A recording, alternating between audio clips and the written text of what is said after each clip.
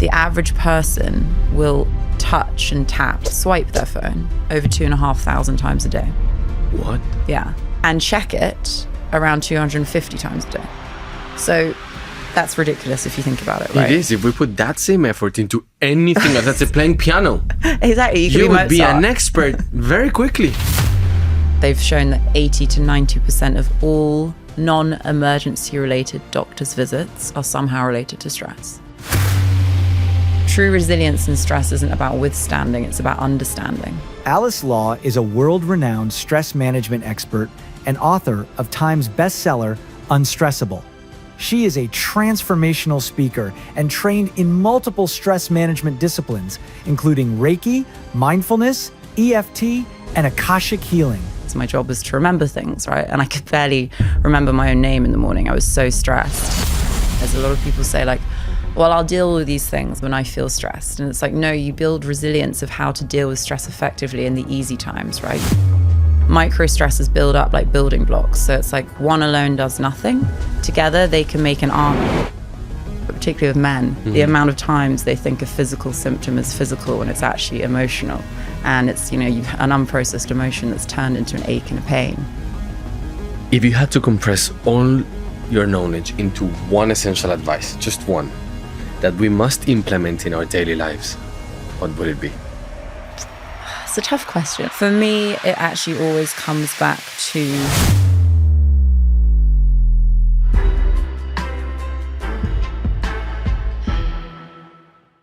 Alice, you're a stress management expert. What is a stress management expert? It's a very good question. So I actually, I get asked this a lot. Like some people message me saying, how do I become a stress management expert? Like I want to become a stress management consultant. And so I basically created this for myself based on what I knew was working. So I essentially decided I wanted to work specifically with people in stress because I went through a very, very stressful period of life myself. And I can tell you about that, but it was essentially after that experience, I was like, I'm going to train in the different things that I know worked for me at that time that I was self-studying, just trying to pull myself through it because I started looking at this when I was 23, I'm 35 now. And at that age, none of this was online. It wasn't on Instagram. You didn't have wellness people talking about like how to calm yourself down in the morning. So it was very much just me, myself and I being like, how on earth do I deal with what I'm dealing with at the time? So what were you dealing with at the time? So I had essentially, people say like, what did you do for stress? And originally what it was I went to what I call stress school by the world. It was like the universal stress school. I had loss in every aspect of my life, continually one thing after the other. So over a condensed sort of 7-year period, it was beginning with my dad, who was a wonderful, like successful self-made entrepreneur at the time. He had a lot of financial difficulty after the 2008 credit crisis. And we had to sell our home as a family. It was a lot of stress out of nowhere. And during that specific time, my wonderful eldest sister, Suzanne, was diagnosed with colon cancer completely out of the blue. And we had 4 years of her, struggling, and she got better a couple of times. And, anyone who's dealt with cancer in their family will know it's such an exhausting, horrible thing to go through for the person and horrific stress for the family as you watch someone. And my dad, really didn't cope well with that, understandably. It was his eldest child. And he had this horrible image of essentially his twin sister had died of cancer at the exact same age his daughter was, with the exact same age children, exact same gender. And he was just like, I cannot believe this is happening again. So his business was being put into administration. My sister was super ill. She then got terminal and we very devastatingly lost her 4 years later. My dad was depressed and he was so stressed. But at this point, he turned to alcohol as his form of solace. How old were you? I was 25 when my sister died and I was 21 when she got ill. So when this all started to happen, I was 20. Actually 19. And it was kind of like that time of period as well. I was at post-university. All my friends were like, we're going out, having fun. And I was just trying to survive daily. I was doing all those things, going to parties for completely the wrong reasons, just to try and not feel and to just numb out. And it was during that time that I was working for a financial services company for this wonderful Russian family office. And my job was to, remember. I was like double assistant for the 2 MDs. My job was to remember things, right? And I could barely remember my own name in the morning. I was so stressed. And I got made redundant when they left the UK market because they moved to Monaco, and they were like, do you want to come with us? And I was like, okay, I've lost my job now. I don't want to go. I want to be here. I had a relationship at the time he'd moved abroad. It was like a long-term relationship from a young age. And he cheated on me 3 months after my sister died. I just lost my job. My dad was depressed. My sister had died. Our finances had gone under. I didn't have a home at the time. I was just like, I'm so lost, you know? And it was 4 days after my sister's funeral, my dad was actually rushed to hospital he had a blood clot at the time because he was so depressed. He just wasn't moving, you know, he was just like lying on his bed. So they found a blood clot, scanned his body, resolved that. But they then found that he now had cancer.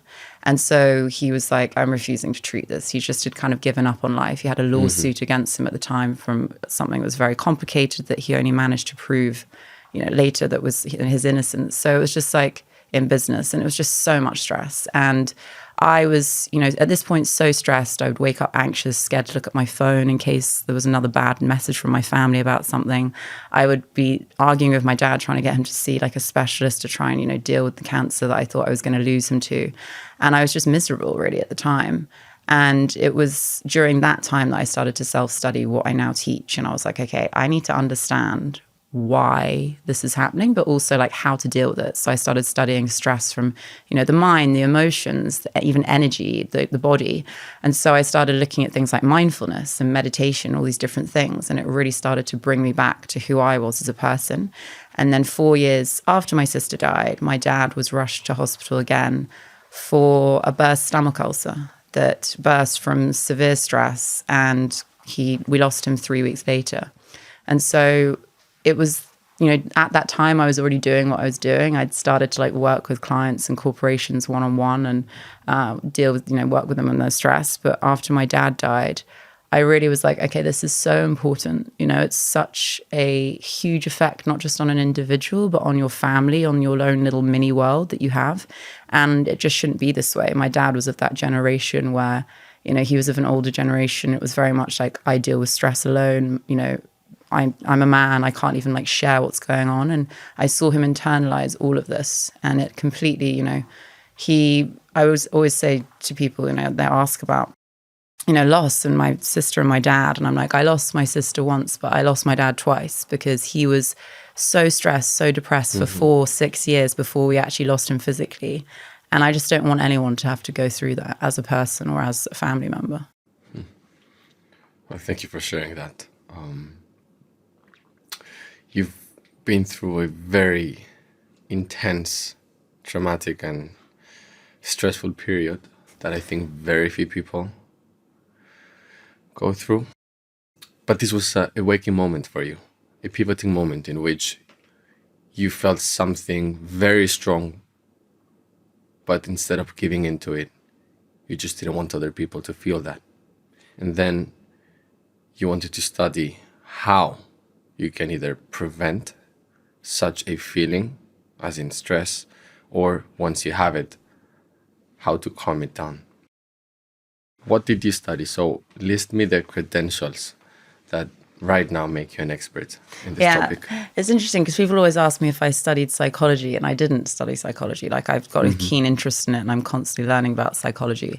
But what I actually studied was different modalities that I'll go through that are holistic, that together, because I do believe hugely that for stress we actually over-intellectualize it, and we don't look at it enough from the different ways that stress actually comes into us, from the mental, emotional, physical, spiritual.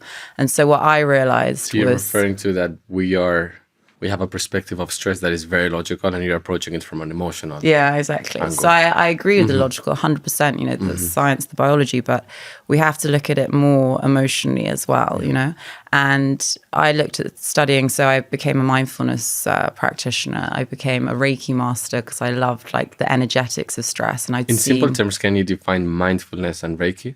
Yeah, so mindfulness for me, you know, mindfulness is essentially paying attention. It's the ability to pay attention to the present moment and be fully in the present moment, because we spend so much time ruminating about the past, worrying about the future, causes a lot of stress. But the reality is that you and I sat here right now, the only thing that's actually going on is this conversation, right? But a lot of stressed people would be maybe having a conversation with a loved one and thinking about all the million things they need to do later that day and not being present. So mindfulness is really the art of training your brain to be fully aware of the physical, the senses around you, and it trains you to go into your senses to be able to notice that and come back to the present moment. But my most sort of important definition of that is to pay attention to the present moment with kind attention, because there's no point being in the present moment and being mindful in inverted commas if you're berating what's around you or berating yourself. It's really looking at the present for what it is and just, having that sort of surrender to just allow what is to be. Reiki is essentially, it's an energy healing modality. So we have energy centers going through our body. There's different types in terms of, the Chinese would call it qi, which is your free flow of energy. That's working with like acupuncture, for example.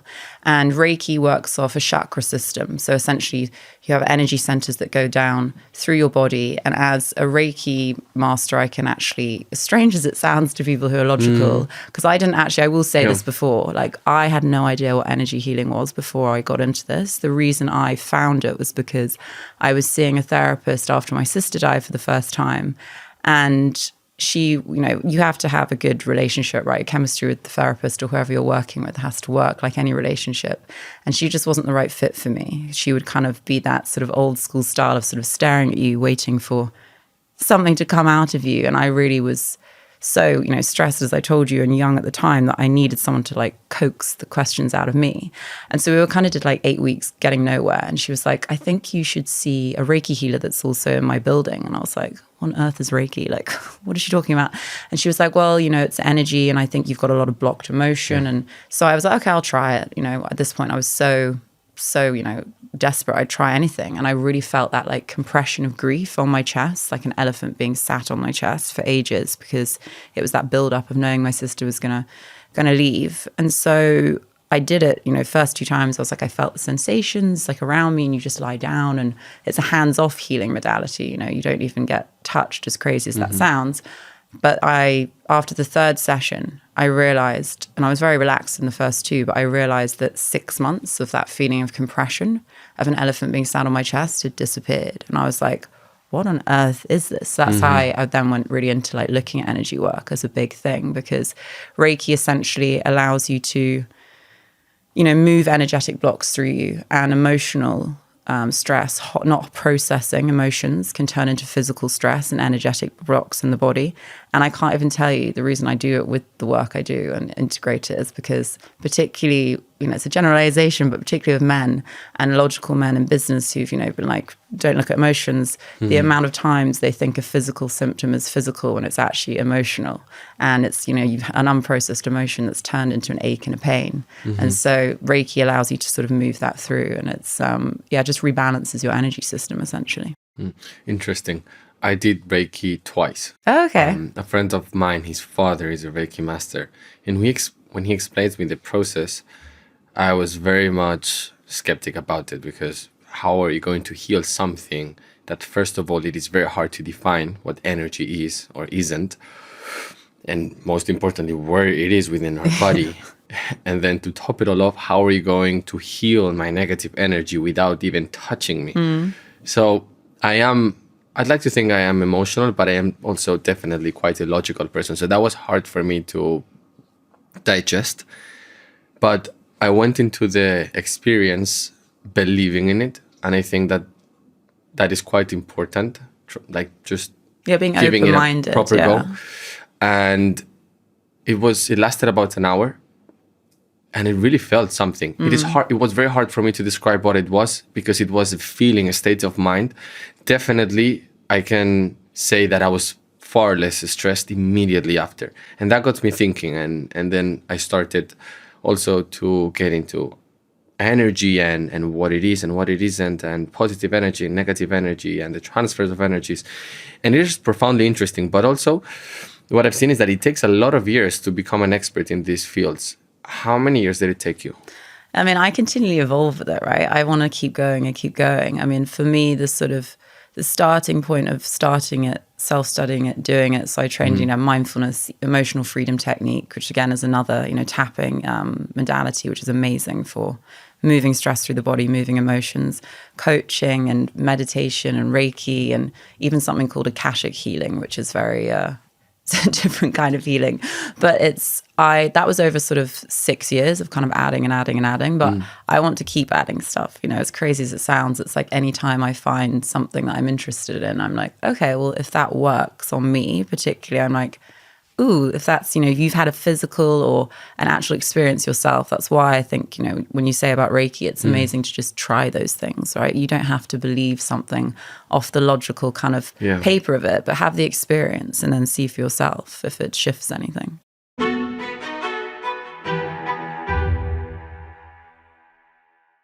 Your overall aim with all of these different studies is to reduce the level of stress of your clients, of people. I think, at least myself, prior to this conversation, I didn't have a specific definition of stress. What is stress? So stress is really essentially, on that textbook side, it's the biological side of us. So it's what your body will just perceive as a threat or a danger. So your biological stress response will go off. So in cave times, for example, it's there to keep you alive, right? It's there now to, well, we'll go into this. It goes off for a lot of different reasons. But in cave times, it was there for you to survive. So a tiger comes out of the bushes, your stress response goes off, your fight and flight response goes off, your amygdala is essentially like this part of your brain that's your security guard, because it's not conscious. It's just constantly scanning for threats in the background. And it's not, you don't logically say that's a threat. Your amygdala just goes, hello, that's a threat, panic. And will set off your hypothalamus, which sets off your pituitary gland, which sets off your adrenals. And essentially, for simplicity, it's basically like that then sets off your stress response, your fight or flight stress response, your sympathetic nervous system, and tells your body to flood it with cortisol, adrenaline, noradrenaline. And essentially, it reconfigures you into being superhuman, right, in that moment. So it's like, I will fight the tiger or run away, and hopefully you'll survive. Once the threat was over, your stress response will go back off and you go back into what we call parasympathetic state, which is your rest and digest. So when your stress response is on, it essentially, your body will say, I don't need to do things unless it's like survival. So it's kind of like very wise. Your body will go, why do I need to digest a steak if I'm about to become a steak myself? So it will shut down things like digestion, and send stuff like blood to the muscles so you can fight and run away. But that was how it was meant to be, right? Designed to keep us safe, go on, come off. And yeah, it is your brain and your body's way of saying, this is a perceived threat. I'm going to make you deal with it. But now, very sadly, our system hasn't caught up, right, to the modern world we've created. So what used to set your stress response off for the tiger coming out of the bushes or the neighboring tribe coming to attack you, it now is being set off all the time from the modern world in different ways, and we're not putting it back on into parasympathetic states. So things like, someone's boss sending them an aggressive email will set someone's stress response off. Are you going to die from that email? No, of course you're not. But your body, your system doesn't know the difference. It'll flood you with the same response. And it's things like adding tiny little stresses, like, the WhatsApp notifications, the digital world, traffic jam, the news. And all these things flood our system with stress. And also we can't tell the difference, sadly, emotionally. Our brain, the response in stress is the same as if, say, I'm having an argument with someone in my head and I'm thinking about it and replaying that awful relationship argument you had, or you're having it in front of you in real life. So stress is very sadly, what it's meant for, that survival. It's kind of been turned into this very big complex concoction because we don't know what we're doing with our own system today.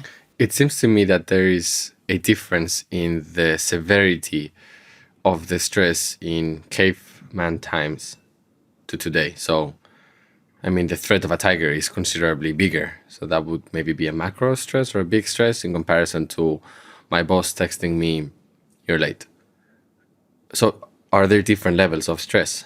Yeah, there definitely are. Like you have micro and macro, right? Yeah. And so the micro stresses one micro stress is not going to kill you. We know this, right? That one text is not going to be like the breakdown of you.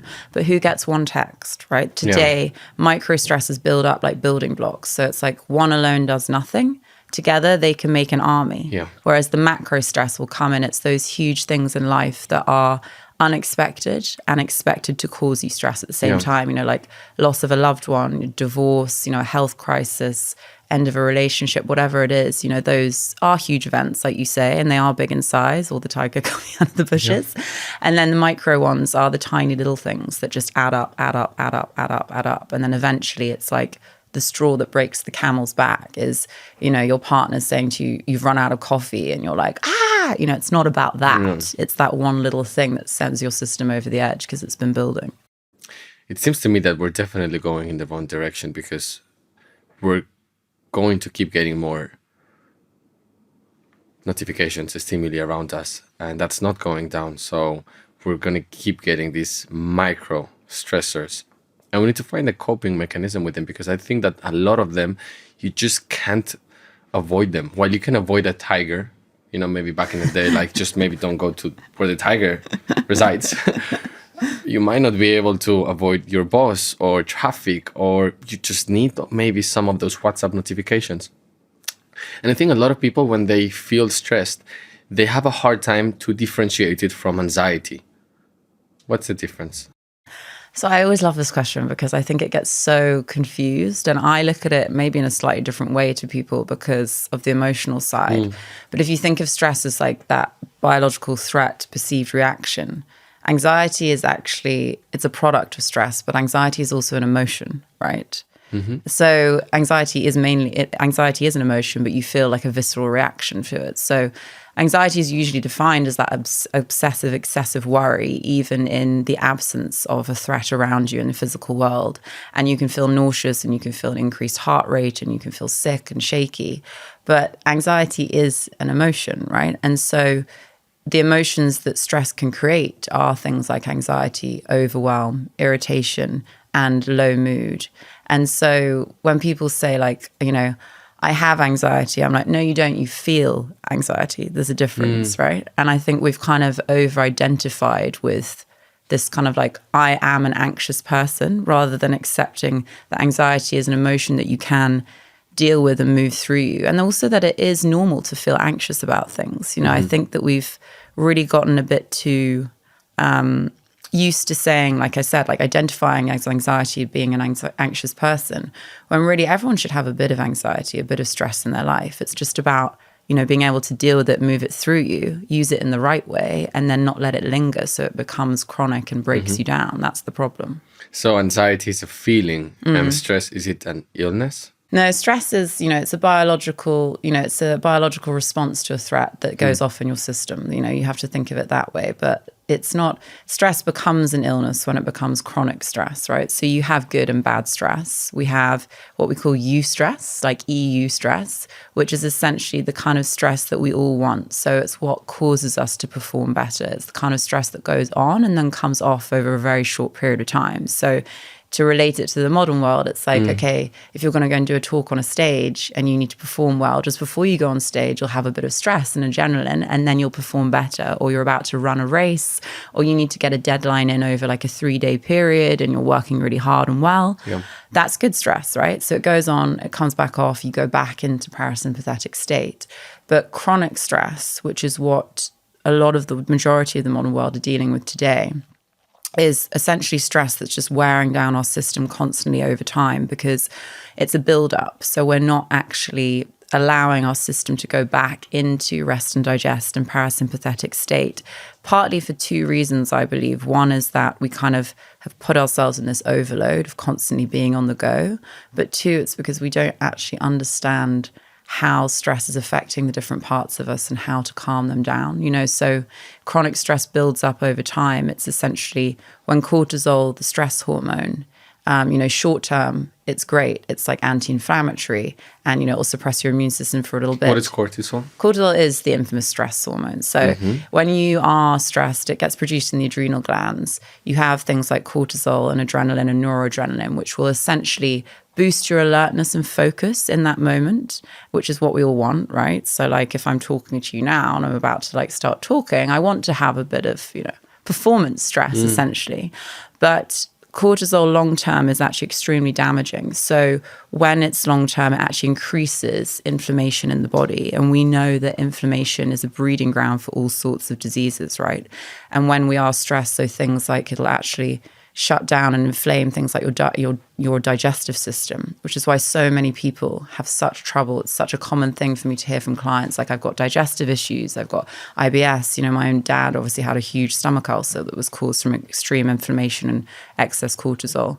And so, you know, if you think about cortisol itself, it's like, you don't want to be someone who has a high level of cortisol. You want to have your cortisol levels low. And whilst obviously you also need cortisol, it's a good thing. It like regulates your metabolism. It regulates, you know, your glucose levels in your blood when it's, you know, just doing its thing. Chronic stress, like I said, it wears down your body. So it's just constantly creating inflammation. It's constantly creating fatigue for you. It actually makes you have memory loss and focus and sleep issues. I mean, all sorts of a host of issues of physical symptoms we can go into, but it's, you know, it's essentially something that a lot of people have very high levels of today and they don't realize. So chronic stress leads to high levels of cortisol for a prolonged period of time, and then we don't go back to baseline, and that has an array of different negative consequences.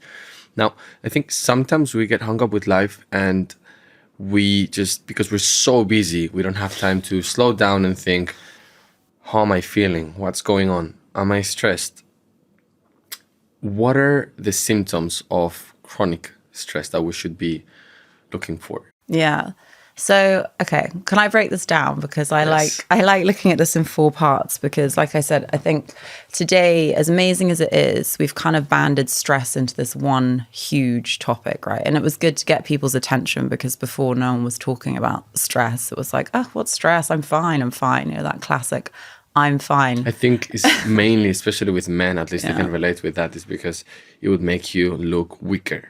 Exactly. And that's something that I hope is starting to shift now. And, you know, it's very much like you say, it was like my dad was guilty of that. It was like, no, stiff upper lip. I have to deal with this myself. I can't possibly be vulnerable to say that I could put my hands up, I'm stressed, you know, which obviously actually exasperates the situation and makes it even worse. But no, so stress, I look at stress always like we did in our book, Unstressible, is in 4 modalities. So whilst, of course, stress is that biological response we talked about, this blanket term, how I see it and how Mo, my co-author, saw it when we broke it down was that actually a human being is made up of 4 parts, right? Your mind, your heart, your body, and your soul, I believe, as well. And so every single part of you speaks a different language, and every single part of you gets stressed in a different way. And so I can break those down for the symptoms of each, right? And when you realize which part of you is actually stressed, you can deal with it so much more effectively. And so mental stress is very obvious, right? It shows up as you would think. It's like you ruminate about the past, you're worrying about the future, you find it really hard to be fully present and in the moment and focus, because you're constantly just in your mind stressing about things. You'll wake up at night with racing thoughts. You know, so many people who are stressed will be like, I wake up in the middle of the night and I'm thinking about everything I need to do. Such a common sign of mental stress. Then emotional stress, I love, because a lot of people will be like, I'm not emotionally stressed, I'm fine. But emotional stress will show up in one of 2 ways. So you'll either feel a certain way, like you'll feel low in mood, easily irritated, anxious, overwhelmed, or you will be like, well, I don't feel that way. I've managed to numb myself out. I don't feel that way. Your behavior will show you when you're emotionally stressed. So when we're emotionally stressed, we will try to suppress and numb and distract from our emotions as much as possible. So it shows up as things like, you know, comfort eating, overworking, binge watching Netflix, constantly on your phone, not able to be present and in your body because you don't want to feel, over socializing, trouble with memory, again, unable to sleep, a lower libido, also a loss in appetite. So any change in appetite can be a huge sign of emotional stress. You're either forgetting to eat or you're comfort eating because you want that kind of relief. Equally, behavioral changes like looking for that sense of, okay, I'm just going to have a glass of alcohol to calm me down at the end of the day because I'd rather just have that instant sedative relief than actually deal with the feeling of what I'm actually feeling. So a lot of people will say like, oh no, I'm not emotionally stressed. And then they'll look at that list and be like, oh, well, I do a lot of those things. So maybe I am. So yeah, you'll either feel a certain way or you'll behave a certain way. And then physical stress shows up again. It's an interesting one because you think, okay, well, must be very obvious, like physical symptoms. And I truly believe the body is far wiser than your mind. If it's telling you something, it's not unresilient, the body, right, with stress. It's really a resilient thing. So if it's telling you a physical symptom, it's really time to start paying attention because you've been stressed for quite a while. So the minor things are things like, aches and pains in your neck and your shoulders, tension headaches. A lot of people are like, I had a recurring headache for the last year, but I'm not stressed. I'm not stressed at all. And you're like, when do you get that headache? When does it come on after you've had stress or before? Things like digestive issues, like I talked about, because your stress response will shut off digesting your food because it thinks you don't need to do that right now when you're trying to survive. So things like IBS and stomach ulcers, then increased, blood pressure, higher cholesterol. Again, things like inflammatory things. So like psoriasis, eczema, acne, like inflammation of the skin can be a huge one. Equally, loss of hair, high levels of cortisol can cause you to lose your hair. And then obviously the more sinister things, which actually go into it, is, heart disease. And even studies now show that chronic long-term stress has the ability to turn on cancer-expressive genes and cause cancer. And of course, then there's things like stomach ulcers, and type 2 diabetes can also be created from chronic stress because of the constant spike in glucose levels. So it's really, it is a silent killer in that sense. And a lot of people will let their body get to the point where it's breaking physically rather than deal with it. And then the final one I look at is spiritual stress. So this has nothing to do with religion in any way. It's about your own spirit, your own soul. And it's really fascinating to me because spiritual stress is actually something so common in very successful people who are on that kind of like rat race and just keep going, and haven't taken the time, like you say, to spend time to understand what's going on within them. And so spiritual stress will turn up in one of two ways. So you'll become spiritually stressed when you're totally out of alignment with the truest, most authentic version of yourself, your soul self. So when you can't answer the question, sort of, who am I, without answering a label, like, I'm a father, I'm a doctor, I'm a lawyer, when that's not who you are, it's what you are. So it's really like knowing who you are, what makes you up, without labels and society telling you who you should be and where you should be going. So we become spiritually stressed when we're unauthentic to the truest version of ourselves and we're being pulled around by the outside world, and when we're disconnected to our own intuition. But equally, we can, maybe taking the time to know ourselves deeply and connect to our intuition, but we can become spiritually stressed then when we ignore the guidance our intuition gives us, because we've all been in that situation, right, where you go, oh, I knew that. I felt yes, but I spoke no to that person. I knew that was wrong for me. I knew that was right for me. And then you find later down the line, you're in a stressful situation because you went against what your own intuition was telling you to do. Rather, you just went with either the fears of your mind or what people around you were telling you to do. So I call that's when you cause yourself a side of spiritual stress. So all these things, right, they speak to you in these different languages, and it's about understanding which part of you is stressed. You can deal with that specific part more effectively and calm your system down. Perhaps an alternative way to identifying what type of stress do I have is by attributing it to a particular type of stressor. So can you give me stressors examples that affect our mental stress, emotional stress, physical stress? I think spiritual stress is more personal. I think maybe I'm wrong, but there are not general examples that might apply to everyone. But yeah. Yeah, so mental stress, for example, a mental stressor can be, the way you react to a mental stressor will be like overload of work, when you're kind of like, you've got a huge overwhelm of work and lots of different things to think about, right? And you decide, okay, well, how do I sort of cope with this? And instead of being able to like really hone in, you're scattering your brain all over the place. And so mental stress for that, you really have to start taking control of your mind, right? So there's a rule with your mind that essentially your brain's answer for most things is yes to how you think. And a lot of the time we actually identify ourselves as being our thoughts. But the fact that you can recognize that you have another sort of internal thought voice inside you means you're not your thoughts, right? Otherwise you wouldn't be able to observe it. So you're separating yourself from your mind. Exactly. So you can talk to it. Exactly. So separating yourself from your mind, and then starting to actually direct your mind, because you should be in control of your mind. You can't, I had a teacher in America who said to me, she was like, your mind is like a Rottweiler. You have to learn to walk it or it's going to walk you. Yeah. And so you have to say to your brain, like, what you want it to do. So for me, if I'm feeling, stressed or anxious about something, I will like look at my thought patterns. I'll start to like journal and write down like, what are all these stressful thoughts I'm having? And then actually say to my brain, like, brain, bring me a calming thought about this, or bring me an energizing thought. Like, decide what you want and tell it what to do, and keep bringing yourself back to the thoughts that you want. So we actually have 80% negativity bias in our brains as humans naturally, purely because your brain is there to keep you safe, right? So when back in the day in cave times, your brain's constantly scanning for threats.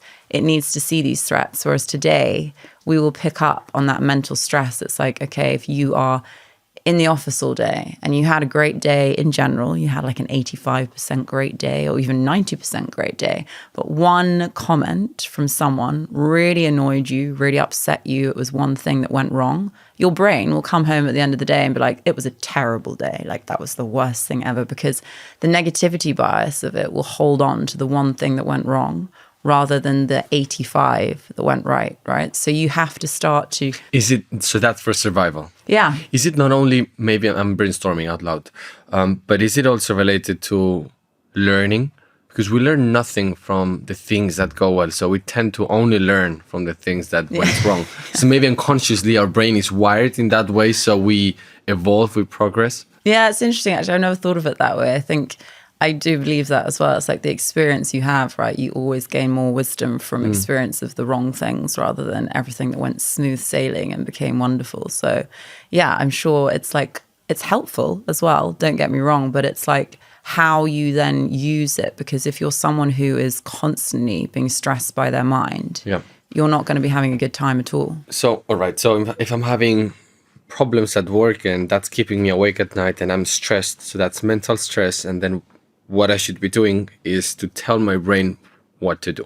Yeah. So it's like looking at what you can logically deal with, right? So I always write everything down. Right. So that's more of a logical... So okay, what can I actually either limit, like cut out, and what can I actually, physically do about that, like take action. And then after you've actually done the outside actions that you can control, you can take, then it's about taking control of your own mind. So actually saying to your brain, like, no, I've taken the action. So you don't need to then go off on a tangent and tell me all the things that might go wrong, that you're, hypothesizing about it. It's like, no, I want you to bring me a thought that's like this, and keep bringing it back to that, right? I even have a method that says, because you want to like cancel it out of your head. I used to say to clients when I worked a lot with people one-to-one, it was like, pattern interrupt your brain, right? Otherwise it'll be going on this spiral of just going like, Alberto, you need to do this today, or this is awful, this is and it can go anywhere. So take a pause when you feel yourself in that mental spiral, that stressful mental side. Take a pause, take a deep breath, and either say like, brain, bring me the thought that I want, or say this in your head or out loud if you're by yourself, but like internally just say, cancel. And what that's doing is it's like pattern interrupting. It's telling like, your mind, cancel it consciously, cancel it subconsciously. And then you give yourself that space to bring yourself, choose a new thought that's actually helpful to you, right? Instead of carrying on that spiral again and again. And like, this isn't an easy thing, right? I'm not saying to people, oh my God, this is like tomorrow you'll be able to do that. It's practice, right? It's like a muscle. You have to keep rewiring it to do that, make that the easy route. We know that with neuroplasticity, that what you practice gets stronger. So you have to look at that both good and bad. If you're practicing negative thoughts all the time by just unconsciously allowing them, guess what? That's the pathway that's getting stronger. So you have to consciously practice the other side, and eventually you'll start to realize that space where you can choose your response in your head becomes more automatic for you. And what are some examples of stressors that are related to emotional stress? Are they like breakups or? Yeah, so it's always like, it's a lot of relational things, right? You know, so breakups and arguments with your partner, or a relationship that's tricky in work. And, you know, emotional stress can also be created from how we perceive ourselves, right? You can create emotional stress from, guess what, your thoughts again, your mental stress, and that internal conversation of how you tell yourself you are every day, right? You're always having this internal conversation. And we can cause emotional stress for ourselves from how we're perceiving ourselves internally, like whether you've actually got, because everything's linked, right? Your mental stress can cause you emotional stress. Your unprocessed emotions can cause you physical stress. So emotional stress for me is, it's one of my favorite things to look at, because fascinatingly, we know now, so Professor Brené Brown, who's like, as far as I'm concerned, she's kind of the godmother of emotions of the modern day world of research. She's a professor at Stanford University, and she's studied, you know, deeply emotions in research now with her team. And so their research is the most, you know, up to date. And she found that we have, as human beings, 87 different emotions and emotional experiences, but the average human can only name 3. So, and can only identify 3 within them, which is happy, angry, and sad. So if you think about that for a moment, that is crazy, right? Yeah. Because we have 87, we're capable of feeling 87 different things. And I know I feel about 82 of them when I go through the list. I'm like, oh my God. And if the average human can only name 3, think how much stress that causes, not just internally because you can't understand how you feel, but if you don't understand how you feel, how on earth do you expect other people to understand how you feel? So you'll be having a conversation with someone, like saying, you know, to your partner or whatever, you don't understand me, you don't understand how I feel. And you're like, well, maybe, but have you even identified the right feeling and then told them how you feel? Or are they just going off something that you can't even explain yourself because you haven't actually become curious about your emotions and gone into that space, right, of actually starting to feel, starting to understand, starting to get curious. And so emotional stress for me, it's really looking at starting to develop a good relationship of curiosity with your emotions, right? So we tend to want to push away our emotions. You know, you touched upon earlier, it's like men, you know, want to push them down, can't feel, don't want to feel. Society has kind of programmed us to be logical, you know, go out, do, my God, emotions, don't show vulnerability, that's weakness. I'm going to play devil's advocate here. So it is often said that the simplest person tends to be the happiest one because you don't see complexities. And I think that is very much related from an emotional point of view. Surely logical, but primarily from an emotional point of view. Do you think that someone that is empathic or overly empathic and has a high emotional intelligence might see emotional or might be more prone to see emotional problems than someone that just doesn't have the ability to identify them in the first place and therefore might not fall into emotional stress? Yeah, it's a really interesting question. I like you said this because I do believe that. I think, like, you know I'm a hugely sensitive and empathic person, and I can feel like my friends' emotions. I can feel all sorts going on around me, right? And sometimes if I didn't know how to process them and move them through me, I would find that extremely overwhelming. And I know that people can get very, bogged down by the weight of like emotions. But what you have to kind of see it as, if people are like, well, why would I ever want to feel that? Is that you can only have the height to the depth that you can have the level of the sadness, right? Yes. So like that ecstasy, that feeling of true joy, happiness, all those amazing, heightened emotions, you can get to the height of that if you can feel the depth of that emotion. It's always kind of balanced, right? So you'll either be sort of numbing on that sort of like teetering, like, okay, I can get quite happy, but I feel a little bit sad and that's it. Or you can like feel ecstatic and, joyful and truly deeply love. I've seen that with some people, like, in the past. It's like they can't even access deep love because they've never accessed their deepest, sadness, their deepest depression even, So I think it's very much on that balance. Like the lower you go, the higher you can get as well. Interesting. I agree with you. And what about physical stress? So what are some stressors that lead to that?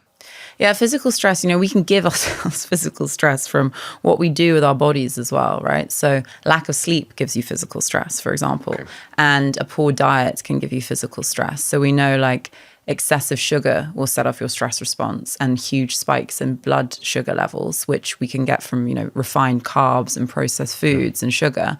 When your blood sugar spikes, it then drops very quickly. That sets off your stress response and increases your cortisol levels.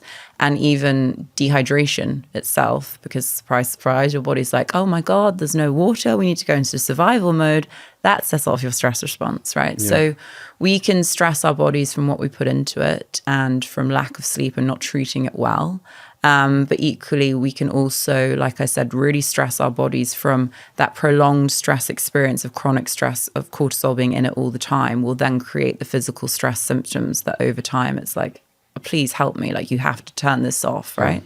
And also the unprocessed emotions. So when an emotion doesn't disappear when we suppress it, it just lingers under the surface. But we think like, numbing it out it's gone now. It's like, no. Is that a trauma? So not a trauma, but essentially it can be trauma, right? So I even had that experience myself when I wasn't dealing with the traumas that originally happened to me. I hadn't dealt with my sort of sister's death at that time. I had so much going on that when I had a breakup post that, everything I hadn't dealt with from that breakup then came up from like all the other things surfaced, right? And it was like 6 years worth of stuff. And so that's why I kind of really encourage people to process as you go through things so that you don't have to have that moment like, 5 years later, 10 years later, whatever it is, where you're having this sudden breakdown thinking, where is all of this coming from, right? And it's just all stored. And so the stored emotion can turn into those physical tensions, those physical aches, physical pains. I even actually had I had a client who was a very, logical, amazing CEO in the Middle East. And he had this physical tension, physical aches and pains for months, and he'd done a lot of physiotherapy. And I was doing, for this organization, I do these things called like Reiki visualizations, where I basically created this process that I guide people in a meditation where I put, as strange as it sounds, I put Reiki into it and I do a visualization and do a meditation in one. It helps people to relax more quickly, but it also allows, blocks of emotions to move through.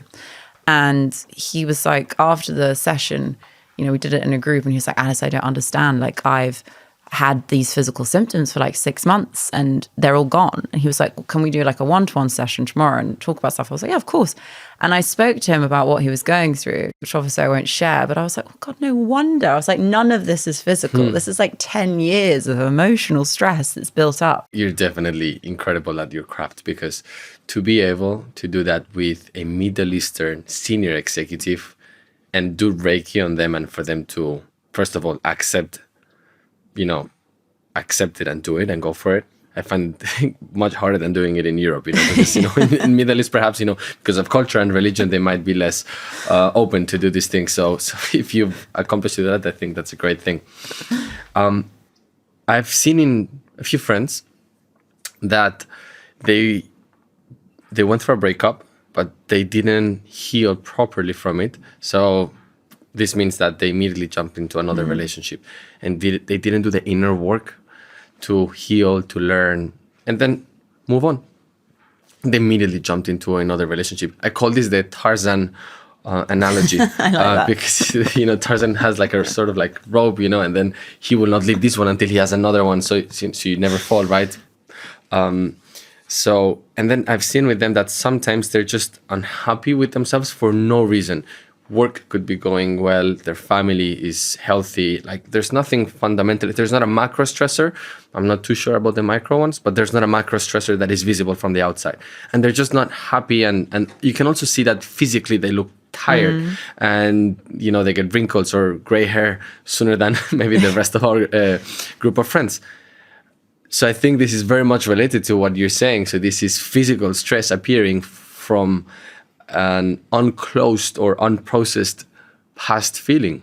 Yeah, totally. I think it's like you say, it's true. It's like if you think you've dealt with your emotions, like it's eventually going to turn up in your outer appearance. Like when you see that friend who looks like they've aged 5 years, you're like, what haven't you been dealing with? Because when someone is happy and calm, they do look younger, right? I do believe that. It's like, essentially, stress, we know, actually ages you prematurely anyway. But you look 25, by the way. I need to say that on camera. You don't look 35. That's very kind. Thank you. But that's what I mean, though. It's like, I So try whatever to you're practice doing, I'm going to be doing from today onwards. calming down. But I try to practice what I preach as much as possible, right? And I know that, like, when I was going through a stressful period of time, sometimes I look at photos then and I'm like, I think I looked older then than I do now, And it really shows in your energy and it shows in your physical side.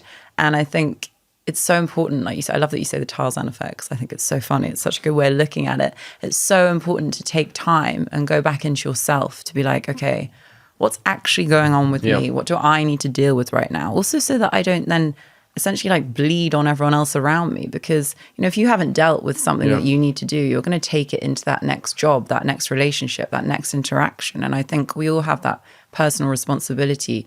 Also with our stress, right? Stress we know is actually contagious. Okay, so if I'm stressed and around someone a lot, cortisol will seep through my skin and set off a chemical reaction in them to set their stress response off. So we know it's contagious, but we also feel it energetically. It's like that feeling when you go into a room and someone is really calm and happy, or like, oh, that was like contagious. I love being around that person. You go into a room and someone's like stressed and angry. Everyone immediately goes, it's like you feel it, and particularly in your workplaces. 100%. I have a way to have an analogy for this in the workplace. It's the culture of the company. Sometimes you walk into an office or into a workspace, and there's just something that is telling you that things are harmonious. Everything is working. You can touch it. You can really define what it is, but it's there. And then sometimes you walk into a workplace, and you just have this feeling. You can tell people are not happy here. Things are not going well. And it's not that you're seeing, maybe a big screen with a bank account in red numbers from that company. You just don't really know what it is, but there is something there. I think it's hugely as well, partly to do, the leadership. It's like if you have a CEO who is stressed and erratic, guess what? Like everything filters through. Yeah, for us, it's a top-down approach in our company. And that's something that I've been working on the last months very hard, on how to shift the culture of our company, because it's one of those things that it is profoundly important, because it has so many different impacts in different angles of and areas of the business. But at the same time, because you cannot tangibly touch it, it's very hard to convince people that this is a thing. Sometimes they think it's very juju and you're very energy based, and maybe my CEO, in this case the founder, has been smoking something wrong before coming to the meeting. But it isn't. It's something that it actually is very important, and I think people need to be more aware of it. So I've been actively, first of all, convincing my co-founder, who's my twin brother, and then our senior team and the rest of the company. So to summarize what you were saying, mental stress can come from work-related issues. So that's a clear example that I can relate to. Emotional stress, perhaps with complex relationships or problems within relationships. And then physical stress with unprocessed past emotions. What are daily stressors that we all face on a daily basis that we are unaware of? But we're still going through them, we're still absorbing them. Yeah, I think it's interesting because those micro stresses, right, are the really daily stresses that we just don't think of. So it's things like watching the news, which obviously everyone wants to be aware and they want to be, well educated, but so true, they're always negative. It's always negative. Always negative. And if you watch the news on a Tuesday, unless, I have a rule actually I say to clients, I'm like, if you're super stressed, please don't watch the news, because you actually need to tell your system essentially like I said, if your brain doesn't know the difference between the emotional response it's getting from you watching the news or you being there, you're just giving it more and more stress, and then it will also start to look for more stress in your day. Because if you wake up in the morning and the first thing you do is like watch the stressful news, all you're doing is programming your mind for the rest of the day to be like, let's look for stress and threats instead of the good, right? So it's like limiting stuff like that. And the reality is as well, it's like, if you need to de-stress and you want to cut out the news for a few weeks, it's like if something big happens in the world and it's big enough, guess what? Someone is going to tell you, and then you can look at it, right, and get informed. So it's like watching the news 17 times a day, which a lot of people get addicted to, is really something you really need to start limiting, right? Is it then better to watch them at night? If you have to, because I'm a person that I really want and need to stay informed? I would actually say, as strange as this is, I'd say watch it in the middle of the day. In the middle of the day, because I know that's like not the news cycle, but really it will be, because you'll catch up with it. Because at nighttime, if you're going to watch it again, you're going to have trouble switching your system off for evening for good sleep. And obviously sleep regulation is so important for stress, like getting good quality sleep for even dealing with emotional stress in general. So yeah, I would say do it in the middle of the day, but I would also say actually have a defined time when you say, right, okay, these are my 15, 20 minutes, half an hour where I'm going to look at the news. And then I'm not actually going to look at it for the rest of the day. I'm not going to have a notification on BBC telling me that someone's died in a tsunami later that afternoon. I'm not going to, all those different things you have to look at. Like a lot of things, like you say, you need to be informed for your work and you need to understand certain things.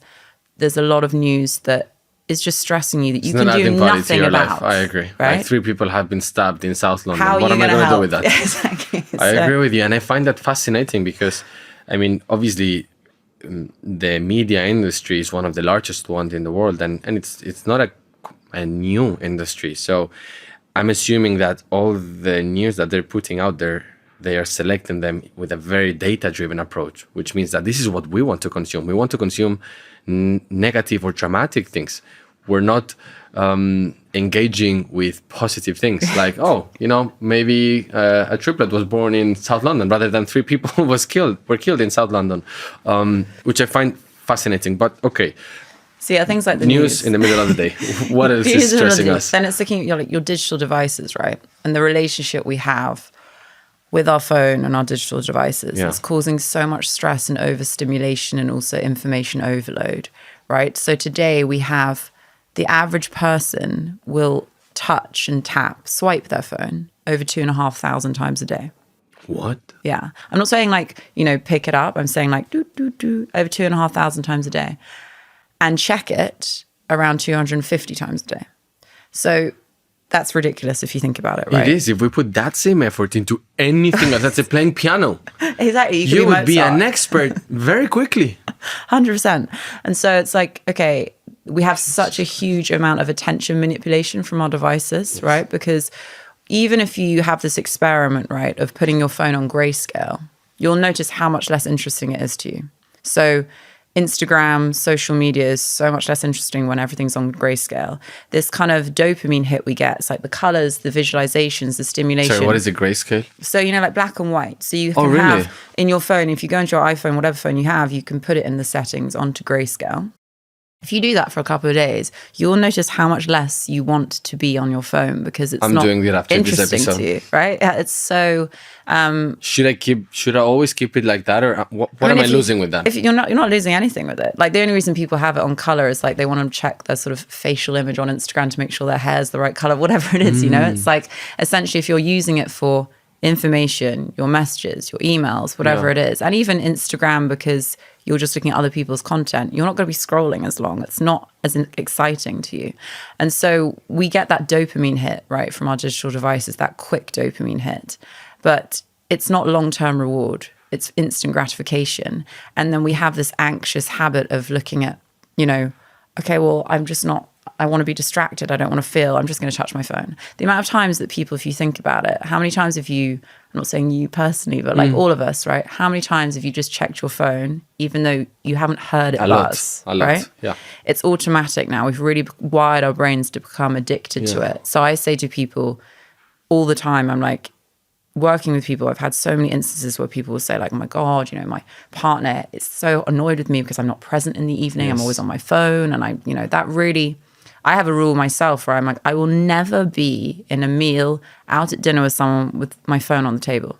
Because what that says to the person you're with is that they're less important than your phone. You're not priority. And also it tells your brain it's there. So you will automatically want to check it. Yes. Like, so why make it harder for yourself, right? So every evening I say to people, put your phone in a drawer for like 1 hour, right?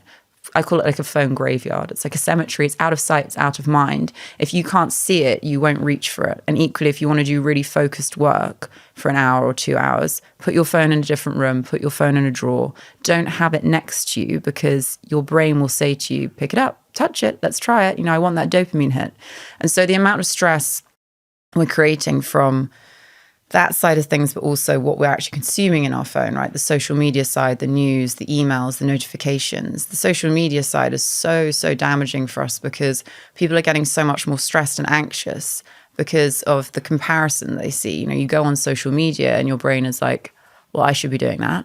Why haven't I got to that level? It's the highlight reel of everyone's life. And you think you feel inadequate, you're behind, or you're stressed by even, you know, if you go into the comments sections of some very big profile social media accounts, it is like the cesspit of humanity. Like, it's awful. Yes. Like what people are saying to each other that they would never say to their face, but that somehow they feel like it's acceptable because they feel like they're more confident because they're hidden behind a screen and a fake name.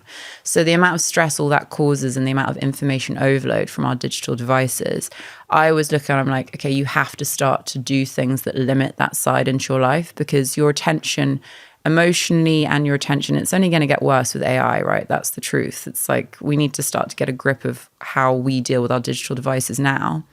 You have to start to make it a practice. It's like put it away in a drawer for an hour. Don't have it in your bedroom. Like don't be on it in your bed at night, because, you know, if you think of it this way, it's like, would you, if you want to go to sleep, why would you have, first of all, something that has every single bit of information in the entire world in your face, stimulating you right before you go to sleep? That's just not going to be helpful for your brain. But also your devices is giving off blue light, which all artificial light does, but keeps you awake at night, right? And so even things like, you know, red light glasses at night, I find those incredible, because if you're someone who says like, okay, well, I need to be on my phone till a certain time, maybe only that last half an hour I can be off my phone, get some red light glasses, you know, from different brands, Amazon, whatever it is, you'll notice how much sleepier you feel naturally. It's amazing.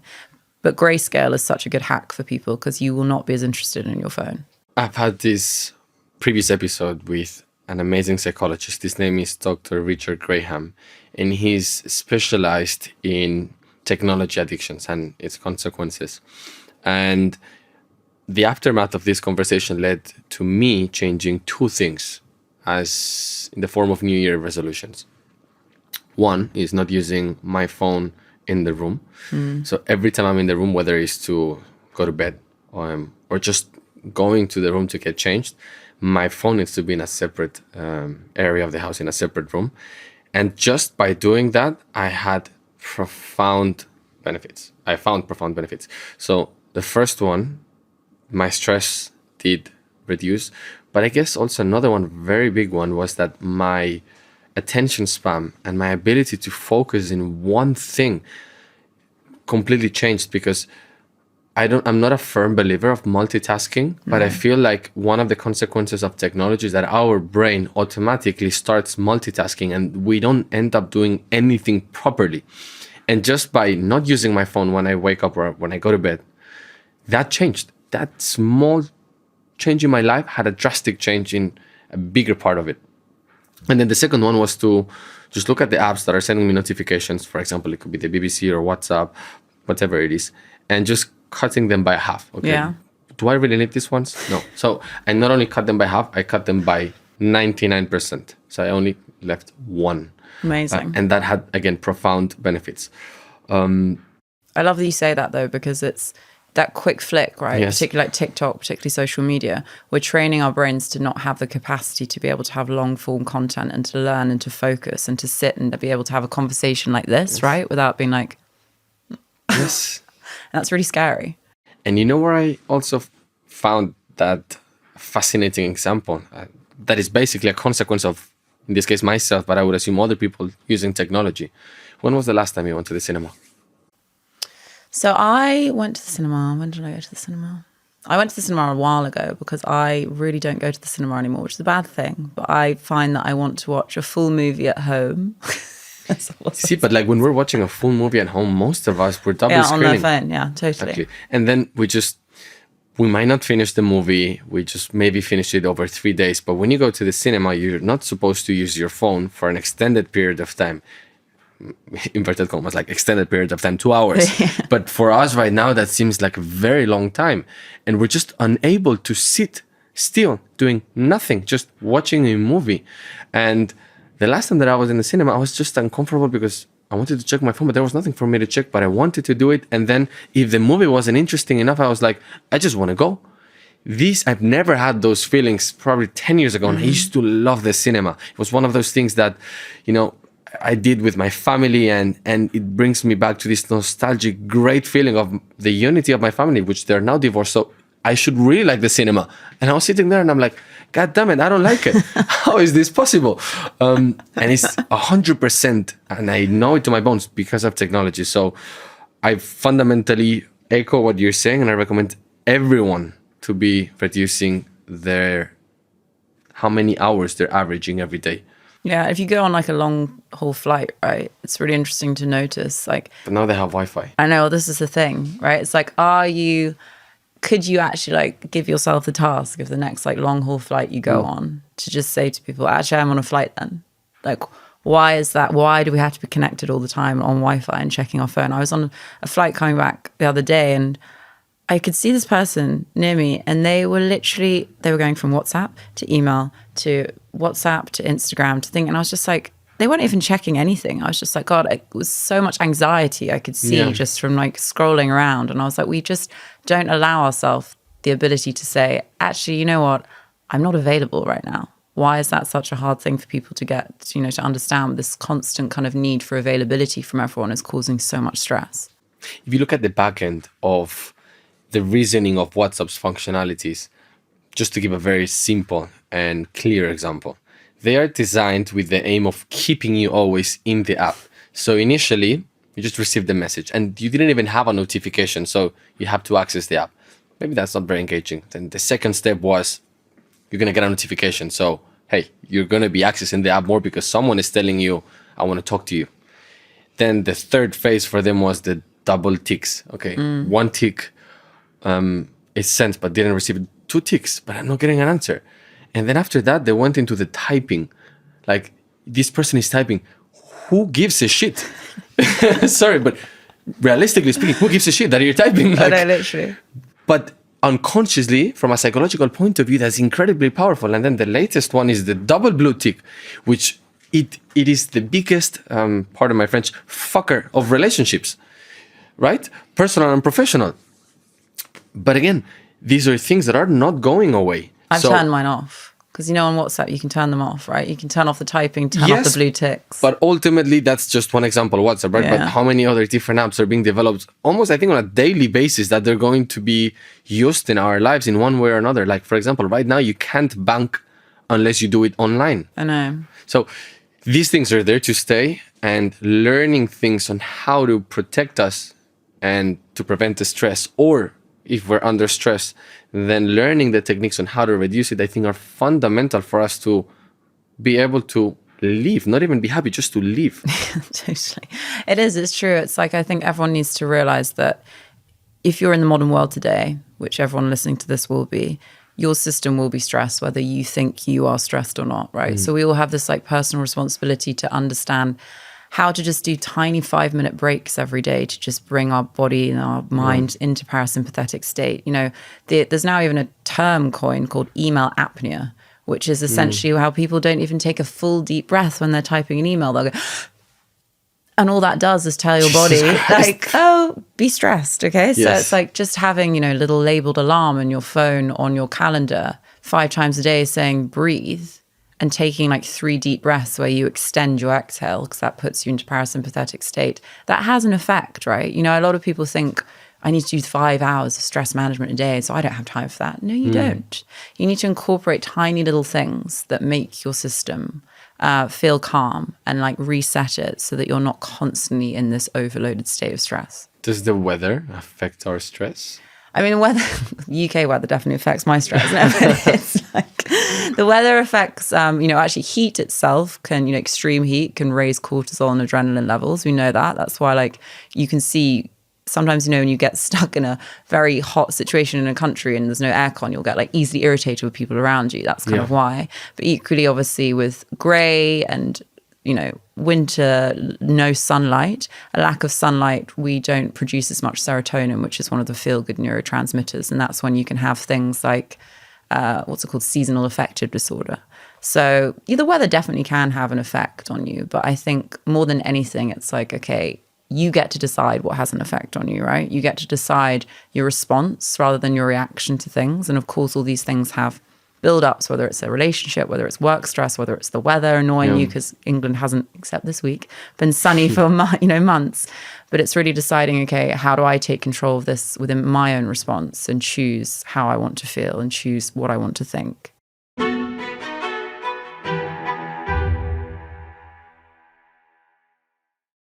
What are the negative consequences of stress? Can people even die because of stress? Yeah, I mean, like I said, my dad died completely from stress-related illness. Like, it wasn't cancer that took him. It was a burst stomach ulcer that caused internal complications, like accumulated from 6 years of ongoing stress. And the amount of people, I was working with a company the other day and they said this is, obviously working with them, one of their senior leadership had died of a heart attack. And that's why they wanted to look at these kind of things, because it is such a huge life threat, but we just assume like, oh, I'm a bit stressed, it's fine. But, you can have a heart attack from stress, from increased blood pressure, higher cholesterol. You can, like I said, I do believe personally that, I looked at, for example, my sister, I know she said that she used to store all her own stress emotionally in her stomach. And I don't think personally that it's a coincidence that she got colon cancer as her initial cancer, right? You can have stress can be extremely, extremely damaging for people. And I think it's really about looking at the tiny little signs before we allow it to get to this extreme thing where we are either, burnt out and in hospital, or we're like having a heart attack that we're having to deal with later. And looking at it as, something that actually is the silent killer of both our happiness, but also the real killer of our health. I'm going to read to you a number of studies that I found very interesting. A pioneering US research in 2022 found that high levels of stress can prematurely age our immune systems, while a 2021 study established a link between significant mental stress and reduced blood flow to the heart, making us more susceptible to heart attack or cardiovascular disease. In a 2024 study published in Cell Metabolism, researchers found that mice exposed to chronic stress for 2 weeks ended up with lower levels of cells that help protect the intestines from pathogens that cause chronic disease. Adding to that, Dr. Lawson Woolsey, professor of psychiatry and family medicine at the University of Cincinnati and author of Toxic Stress, believes it is as much as a priority as smoking. Now, these are very big things. How big is this problem? So, how many people at the global scale are stressed? Are we talking about 10% of the population, 20%?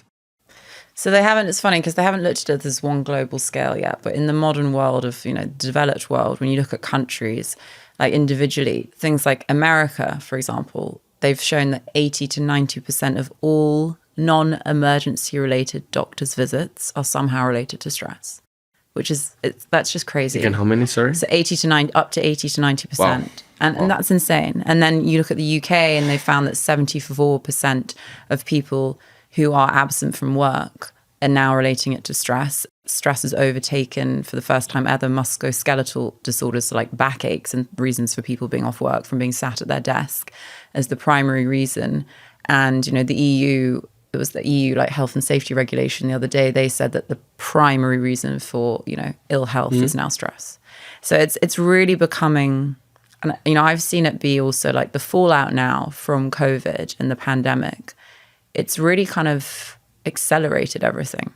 At the time, obviously, people were really stressed and anxious, dealing with this situation where we didn't know what was going on. We're locked in our homes, we're socially isolated. We had so much more screen time as well than ever before because of being only able to do Zoom.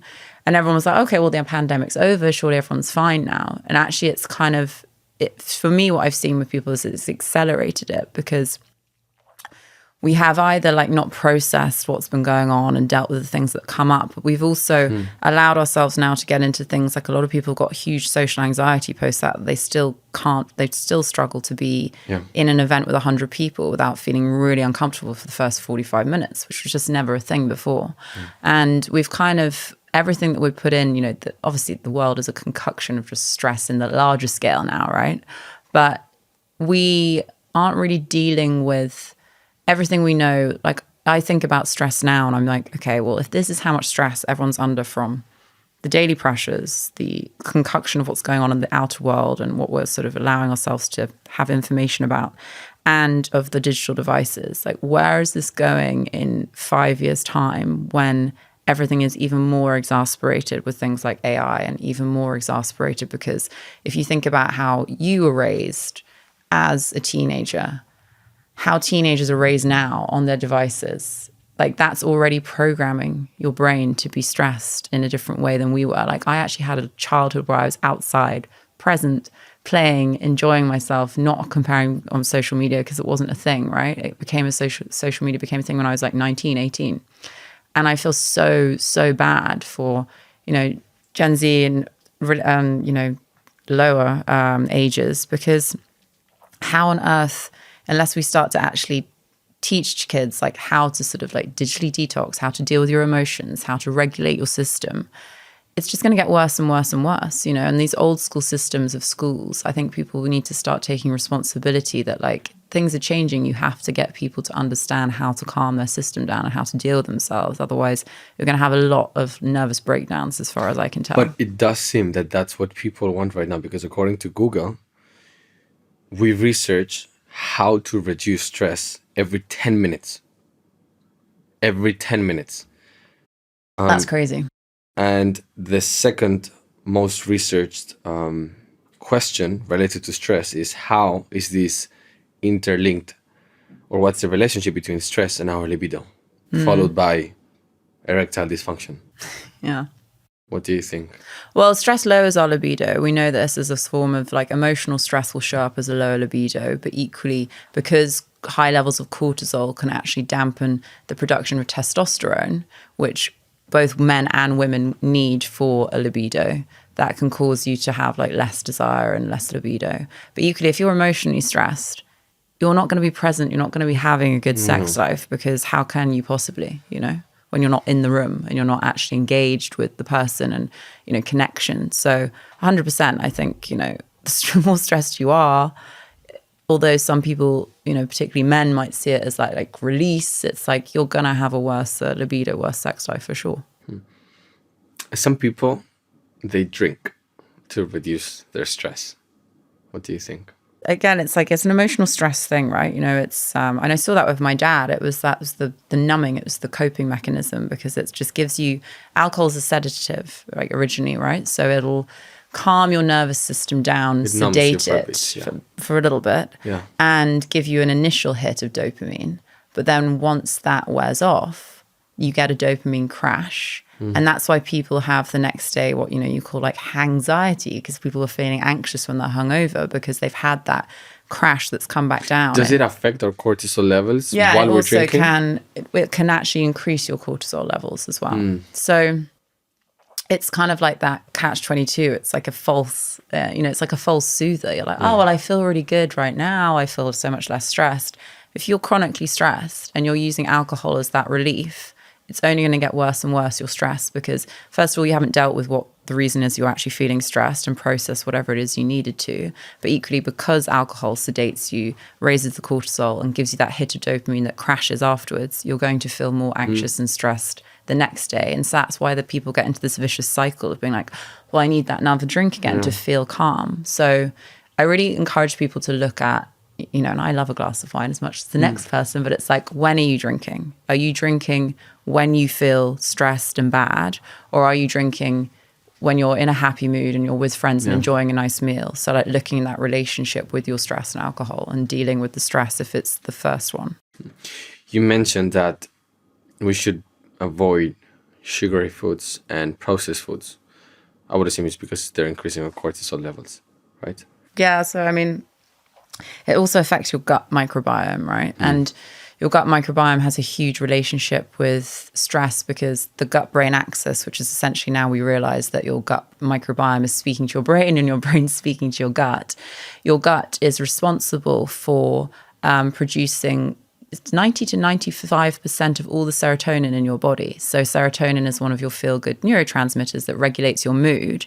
So it helps you deal with stress, for example. So if you've got an unbalanced gut microbiome, which can be caused from certain types of food, so it's like overly processed food, sugar, over drinking alcohol, processed meats, all those different things, you're going to offset your gut microbiome. And actually, you'll find that, people who do that might have higher levels of anxiety because they don't have enough serotonin to regulate it. So it's a really interesting thing to look at. So when you kind of look at food, if you are super stressed, I really encourage people to look at certain things. It's like cut out sugar for now, like just refined sugar, have honey, have, your maple syrup, different things like that. Yeah. But you want to try and bring inflammation down in your body, right? So an anti-inflammatory diet can be so, so good when you're under high stress. So looking at things like just having for a while, if you eat meat and stuff, it's like meat, fish, protein, vegetables, cutting out starch for a bit because that also is very inflammatory. Any starch, even potatoes or brown rice? So you can have sweet potatoes. Okay. So like have that as your carb for a bit, right? And that's better for our stress than regular potato. Yeah, it's better if you're extremely inflamed. And we get really inflamed when we are stressed. And a lot of people might have that trouble of saying like, I can't lose weight because, but I'm eating healthy, I'm doing this. And it's like, well, you're probably stressed and your body is like holding on, storing it as that protection, particularly like around the middle. That's like such a huge sign of stress related weight, of cortisol, like holding weight around the stomach. So you're doing an anti-inflammatory diet for a bit. To simplify what you're saying, if we're under stress, we tend not necessarily only to eat more, but we just retain more fat. Yeah, exactly. Okay. So it's like when we're like highly anxious, we can burn it. Like, suddenly you'll see like women lose loads of weight because they've just been like overly anxious and burning it. But long-term chronic stress, a lot of people will put on weight. And that's partly a kind of like an emotional safety thing for your body. It's kind of like your body's like, I'm protecting you. It's almost like an emotional barrier, but it's also that physical threat side of the body being like, well, if I'm under threat, I might not be able to like find food for the next 10 months. So let's just store it away. Yeah. So when you are super inflamed from chronic stress, it's really helpful to shift weight by looking at anti-inflammatory diet. Just for like even, I worked with someone who was on my podcast once called Yalda, who does something called Eat, Burn, Sleep. And she looks at an anti-inflammatory lifestyle because she cured ulcerative colitis herself from anti-inflammatory lifestyle. And she does something called like a 6-week reset. So it's just like 6 weeks of really doing like anti-inflammatory foods and the results you can get from that. So no sugar, no starches. No processed sugar. No dairy actually for that time, which I love cheese. So I found that bit originally because I did this actually after my dad died because I was holding on to a lot of weight from grief and I was trying crazy things like, keto and all these different things. And I've been lucky, like I grew up with a fast metabolism and my family like slim and I'd never had to deal with that before and I didn't know what diet to do. I was like wasn't working and it was because I was like in such grief stress that my body was just holding on to the inflammation.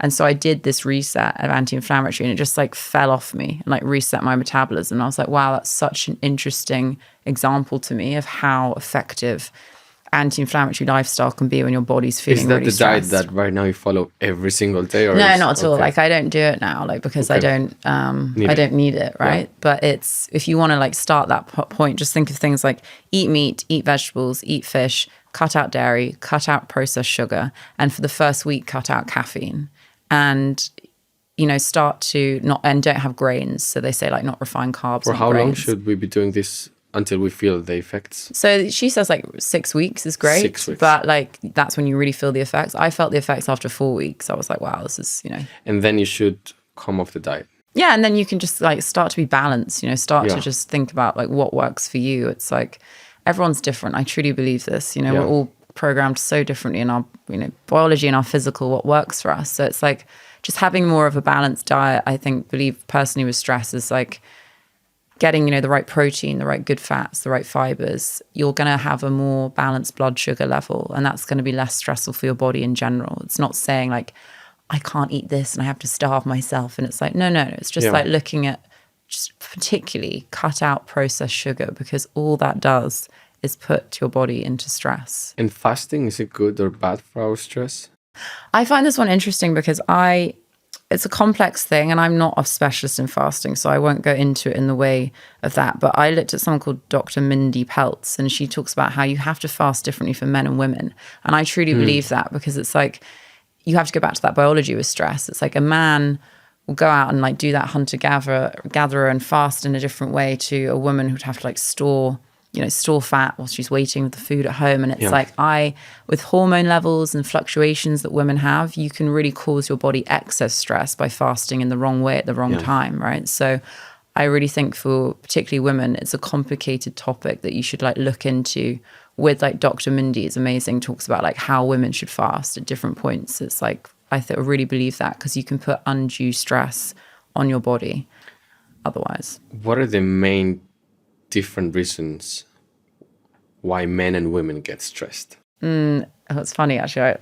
I think it's okay. So I have a theory about this, which I'll tell you about as something else. But men today, we look at two sides, right? Men will get more stress statistically in studies. It's like men get more stress from career and what we still see as societal pressures of providing and having to be at a certain stage of your career at a certain age and feeling that like, that side of things. Also familial stress, so stress with your family and relationships and balancing that.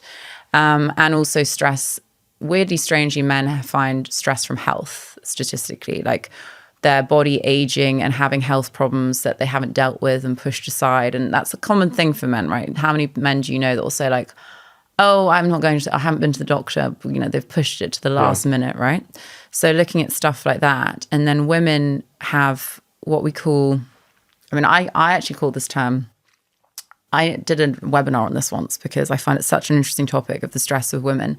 I call it Superwoman syndrome.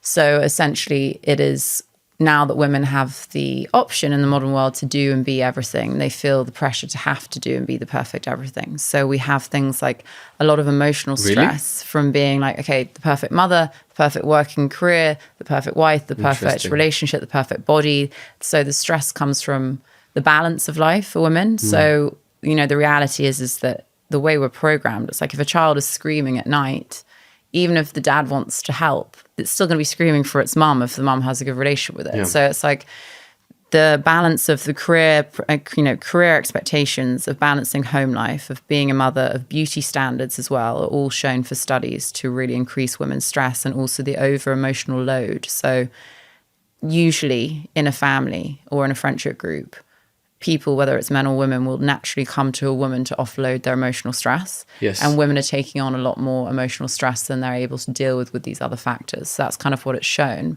Women are more prone to anxiety and depression than men, and men are more prone to actually have physical symptoms from stress, but again, not actually deal with them. My personal view on this is that the difference in between what stresses a man and a woman is related to expectations. And I think that these expectations are pretty much defined by what society is telling us. And historically, how a man would value himself would be mostly related by his financial status or professional status. A woman was never labeled in that way. I think for right but also wrong reasons, and also for the men for right and wrong reasons. I think the women probably 50, 60 years ago, when my grandmother was in her 20s, they were valued more towards their beauty. Oh, she's a pretty woman or not, or she's a good housewife or not. So completely different. Now the world has transformed and changed more on the women's side. So there are more things that the woman has access to that the men used to have access to, but we don't have more doors as a man, right? In fact, perhaps even less doors, because there's just a given number of doors. There's just more people entering now for both to all these doors. And this, I cannot relate to what are the consequences of how a woman feels about it on the good side and the negative side, but definitely I can see this with my friends, in which if they are in a relationship in which they are contributing less financially than their partner, this is stressing them. This is stressing them a lot. And it is very hard to convince them that their self-worth, it is absolutely unrelated to their professional career. That's just one aspect of your life, but there are so many others. But no one teaches us that. Yeah. As a man, I can only speak as a man, but no one is teaching us that. I am grateful and I'm blessed that to one extent I cannot relate to it, because since I was relatively young, since the age of 22, my career took off and I became what I'd like to think for my age, a successful entrepreneur. But I can see this in friends. Yeah. I can see this in guys. And right now, a very shocking statistic in the UK tells us that the number one reason that kills men under 40 is themselves. So it's suicide. And this is because they are overly stressed. And this is probably one of the main reasons. Yeah. I think it's really interesting you say that with that providing aspect, right? I personally feel like the modern world, and people kill me for saying this, but I'm not a feminist. I don't believe in the way that toxic feminism has kind of taken over.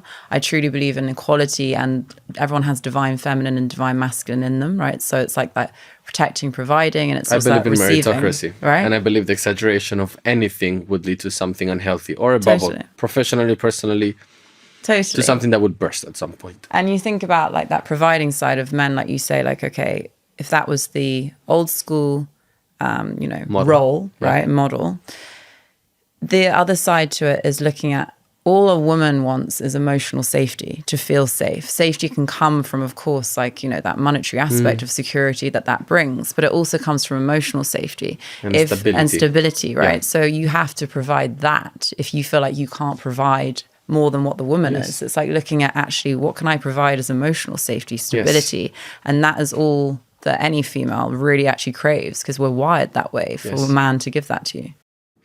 I was having this incredibly, again, revealing and interesting conversation here in the show with one of the leading psychologists. She's a relationship therapist.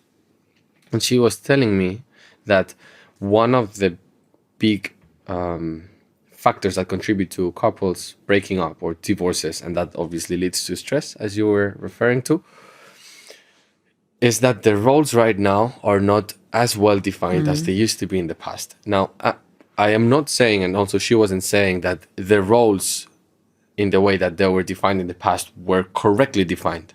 No. What she was saying is that at least they were defined. Yeah. So you know where you stand. And that goes back to what we were saying, managing expectations. So if my grandmother was responsible for A, B, C, and D, and that's maybe more household related things, and my grandfather for D, E, and F, and that's very much clear, and there's not an overlap, they both are adding value to the relationship, and they respect each other, even though those values are not comparable, but they're fundamentally important for the relationship. But right now, our roles need to constantly be redefined, especially according to who you're meeting, because everyone has a completely different understanding of their self-worth and what value I bring and what not, which I think has a lot of benefits, but also at the same time, a lot of complications when it comes to building relationships. And ultimately, this leads, in my opinion, to one thing, which is, I think, great for you, for your business, but it's stress. Yeah, it's confusing, right? I think I completely agree with you. It's causing so much confusion for people because everyone wants to feel purposeful and valued and like they bring something to the table in whatever capacity that is. And also to feel, I believe the greatest want and need for humans is to feel seen and heard, right? And if you are confused about what your role is, what you're bringing to the table, it's confusing. Like no one's really going to have any security and any sort of clarity with it, right? And that's why we kind of have so much different stress in relationships, because you haven't defined what it is you feel you want in a relationship, what you bring to the table with your partner. It might be incompatible, and then everyone's sort of stressed and feeling like a lack of self-worth or lack of validation. And I really think it, like you say, it's time for it to be less. I think that people really need to start redefining how and what they're bringing to the relationship and why, and what that's based on now. Is it because society is telling you that you should be a woman who has, a CEO level job and you should be able to fend for yourself and you shouldn't take anything from a man? Or is that because you actually want that? It's like looking at what you want as a person and deciding that for you.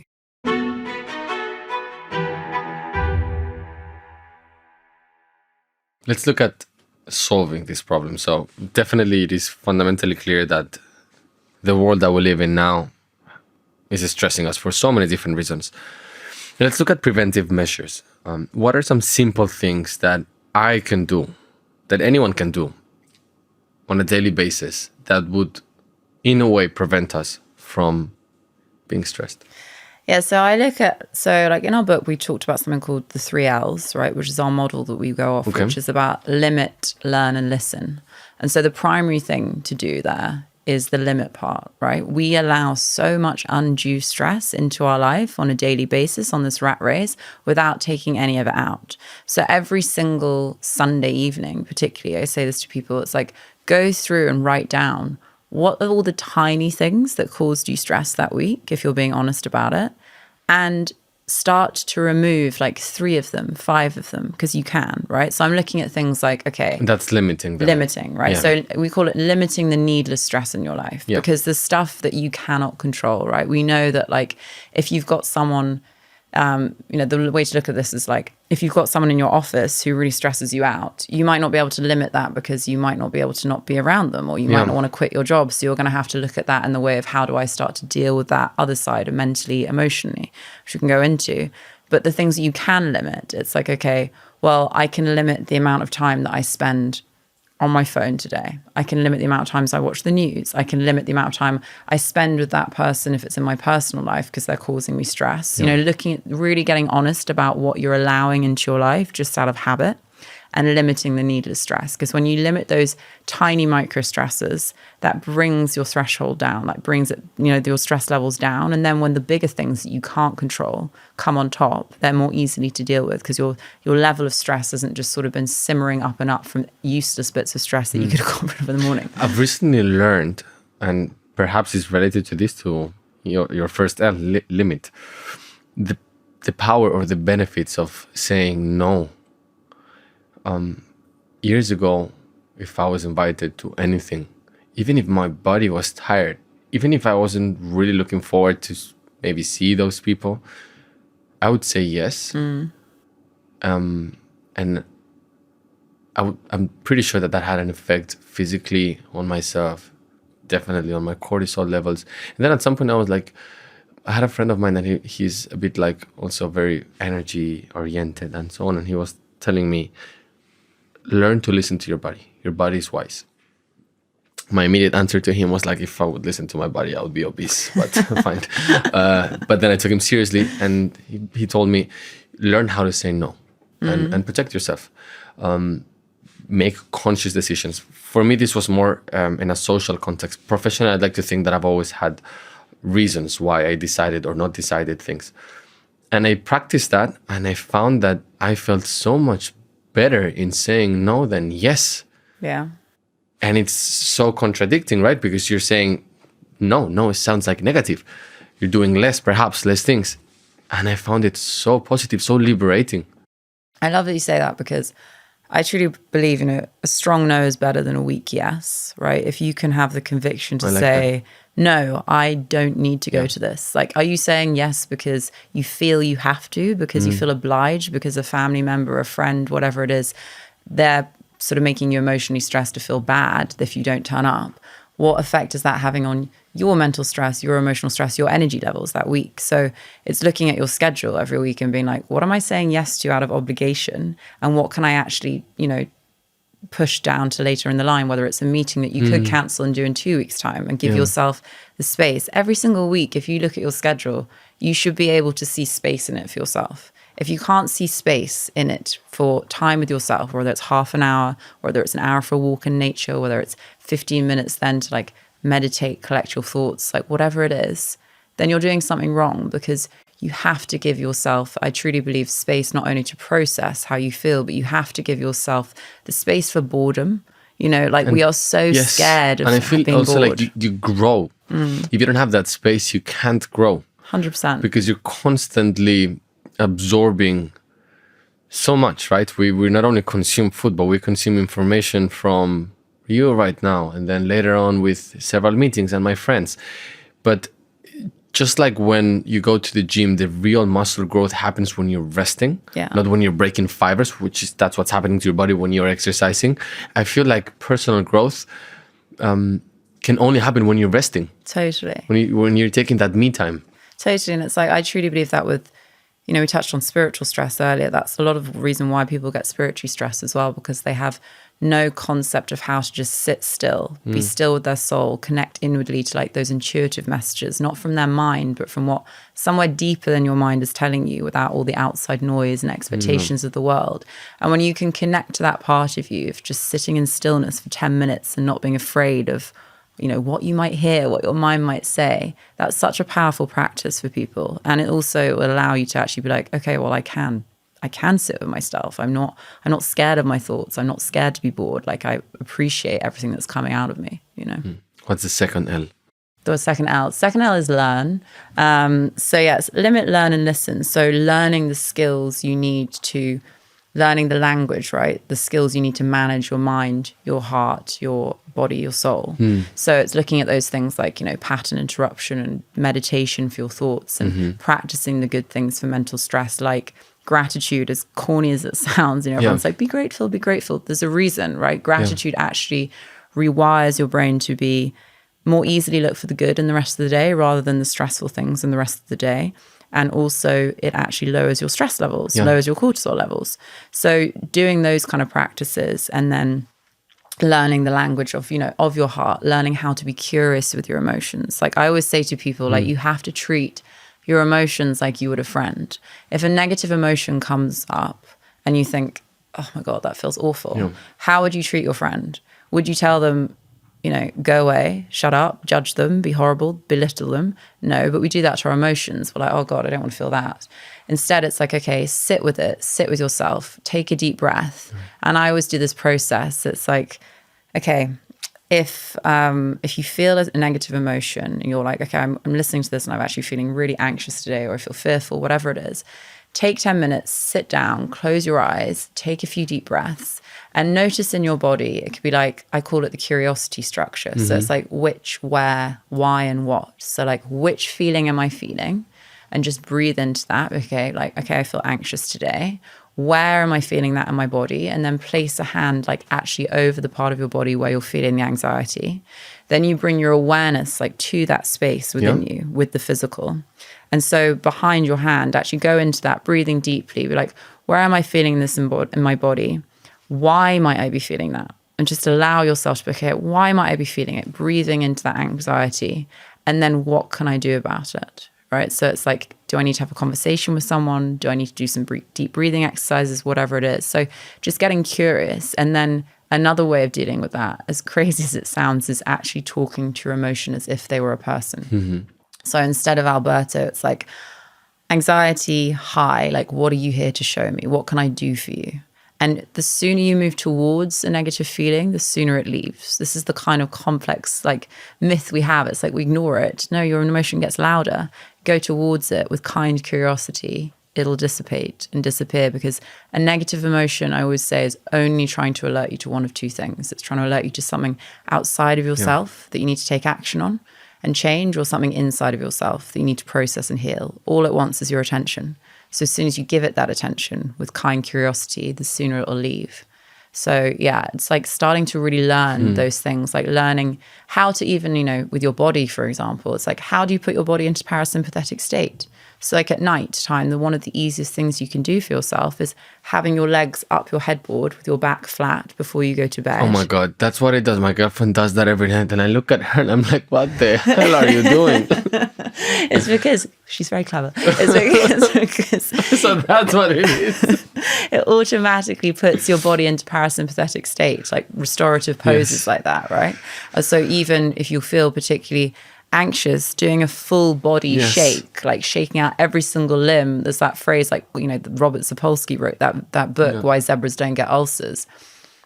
An animal, when it's running away from a threat, if it gets away from the threat, it will do a full body shakedown afterwards, because that puts it back into parasympathetic state. We're the same, right? So it's like looking at those tiny little hacks that tell your system, chill, you don't need to be stressed. For how long should we do this? Not the body shake. The body shake until you can I say like 2 to 3 minutes, because that's actually, and the legs like, up? Legs up for like 10 minutes in the evening. 10 minutes. It's really nice. 10 minutes or more. Like, you want to do, you know, I could do it for like 20 minutes in bed, just listening to a nice music or a meditation. But like 10 minutes just before you go to sleep, breathing deeply, listening to some chilled music with a dimmed light, you're going to have a nice evening. At home with my partner, we also practice what you were mentioning, gratitude. So probably like I think a year and a half ago, I was under a lot of work stress because we were going through a transformation period in my company. And I'm not a complainer, so I wouldn't be a person that you would know that I'm stressed unless you know me very well, because I like to deal with those things internally. I guess maybe that's something that I need to work on, but definitely my girlfriend, after so many years being together, she could spot that. And then in those days, she would ask me before going to bed, what are 3 things that are you grateful for? And that immediately brought me back to that baseline. My cortisol levels immediately fell down. And then after doing that, just on the days where I was stressed, or if I would see her stressed, and we have very different stressors or different factors that make us stressed. We said to each other, why don't we do this every day? Like, why do we need to wait until we're stressed to get distressed? Because we're always going to be in this loop. So why don't we do this every day?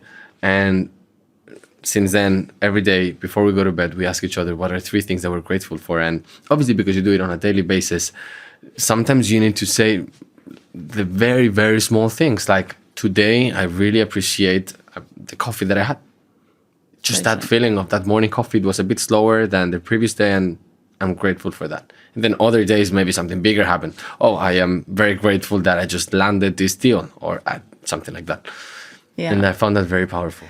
I love that you say that, though, because also that you do it every day when you're not stressed, because it's such an important thing for people to realize. A lot of people say, like, well, I'll deal with these things. I'll do all these things when I feel stressed. And it's like, no, you build resilience of how to deal with stress effectively in the easy times, right? You want to have that toolbox, that automatic thing that's just building that up in the background. It's like only going to the gym when you get fat. You go to the gym, you get slim. I'm going to wait until I'm fat again to go. Exactly. So all you're doing is that. Yes. So you want to be like more like, okay, I can do this. Like, it's more smooth. So yes. I really encourage people to, like, when you feel good, still do your practices, like meditate, do your gratitude, journal, do all these different things. Like, don't wait for you to have a breakdown in stress to start to deal with it. But that's how I think humans generally perceive health. We only appreciate it, or we only want it when we don't have it.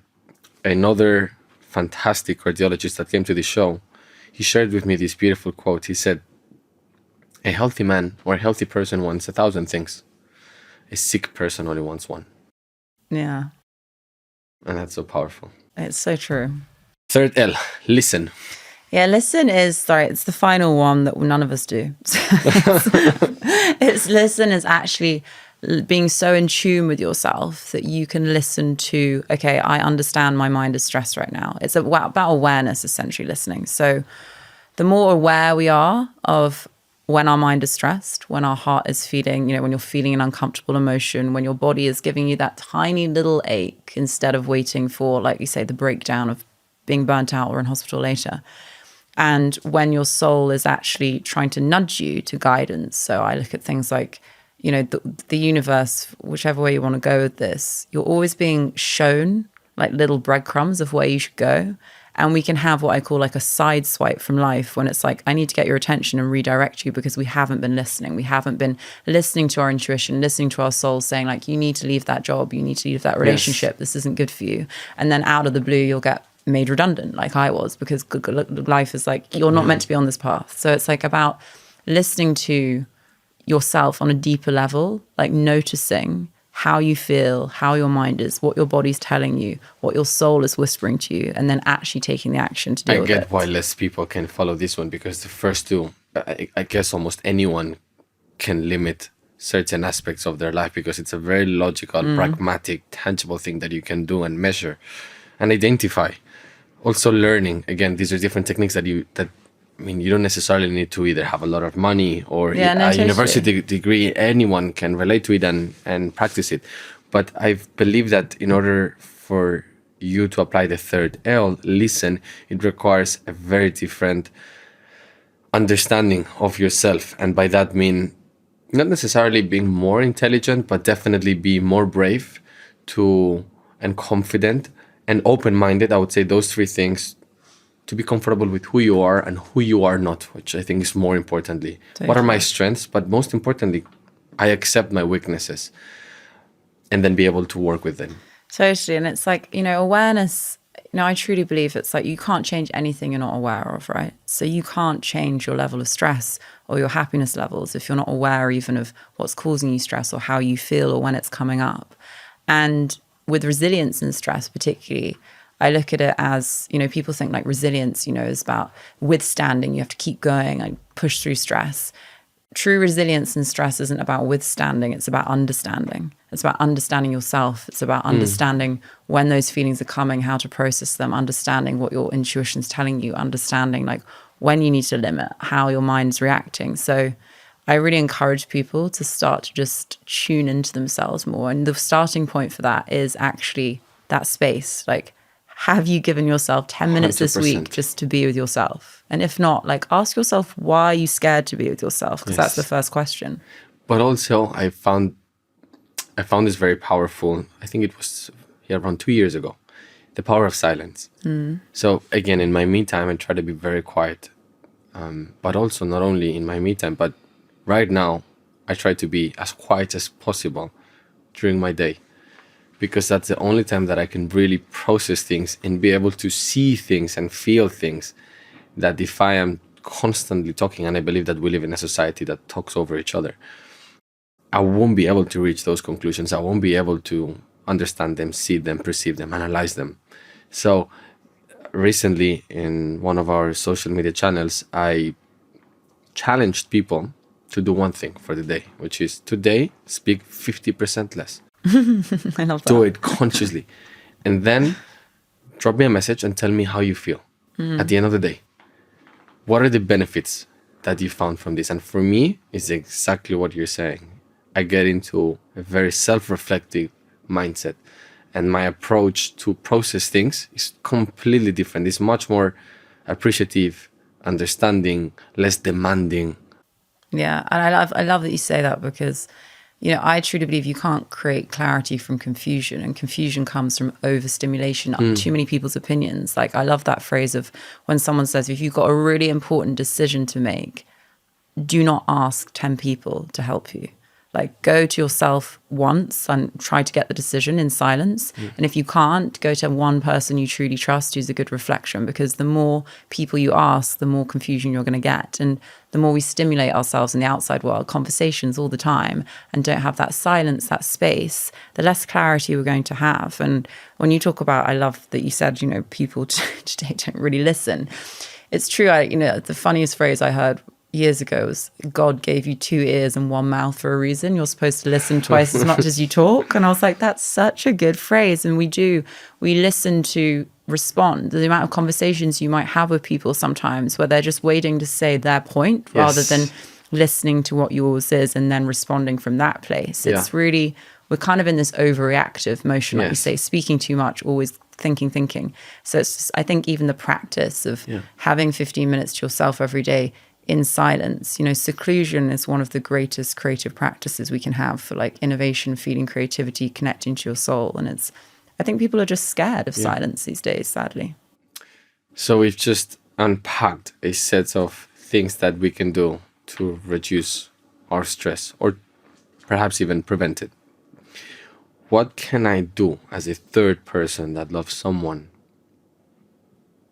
and I want to help them reduce their stress? Is there something I can do?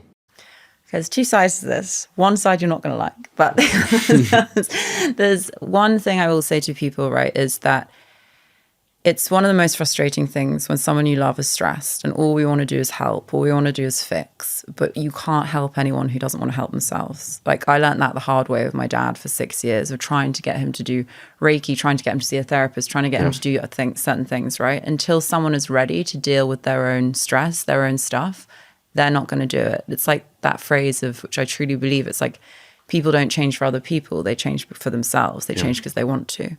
And the same goes with like managing your stress. So the first point is actually creating less stress for yourself by realizing that you can't control their response to stress.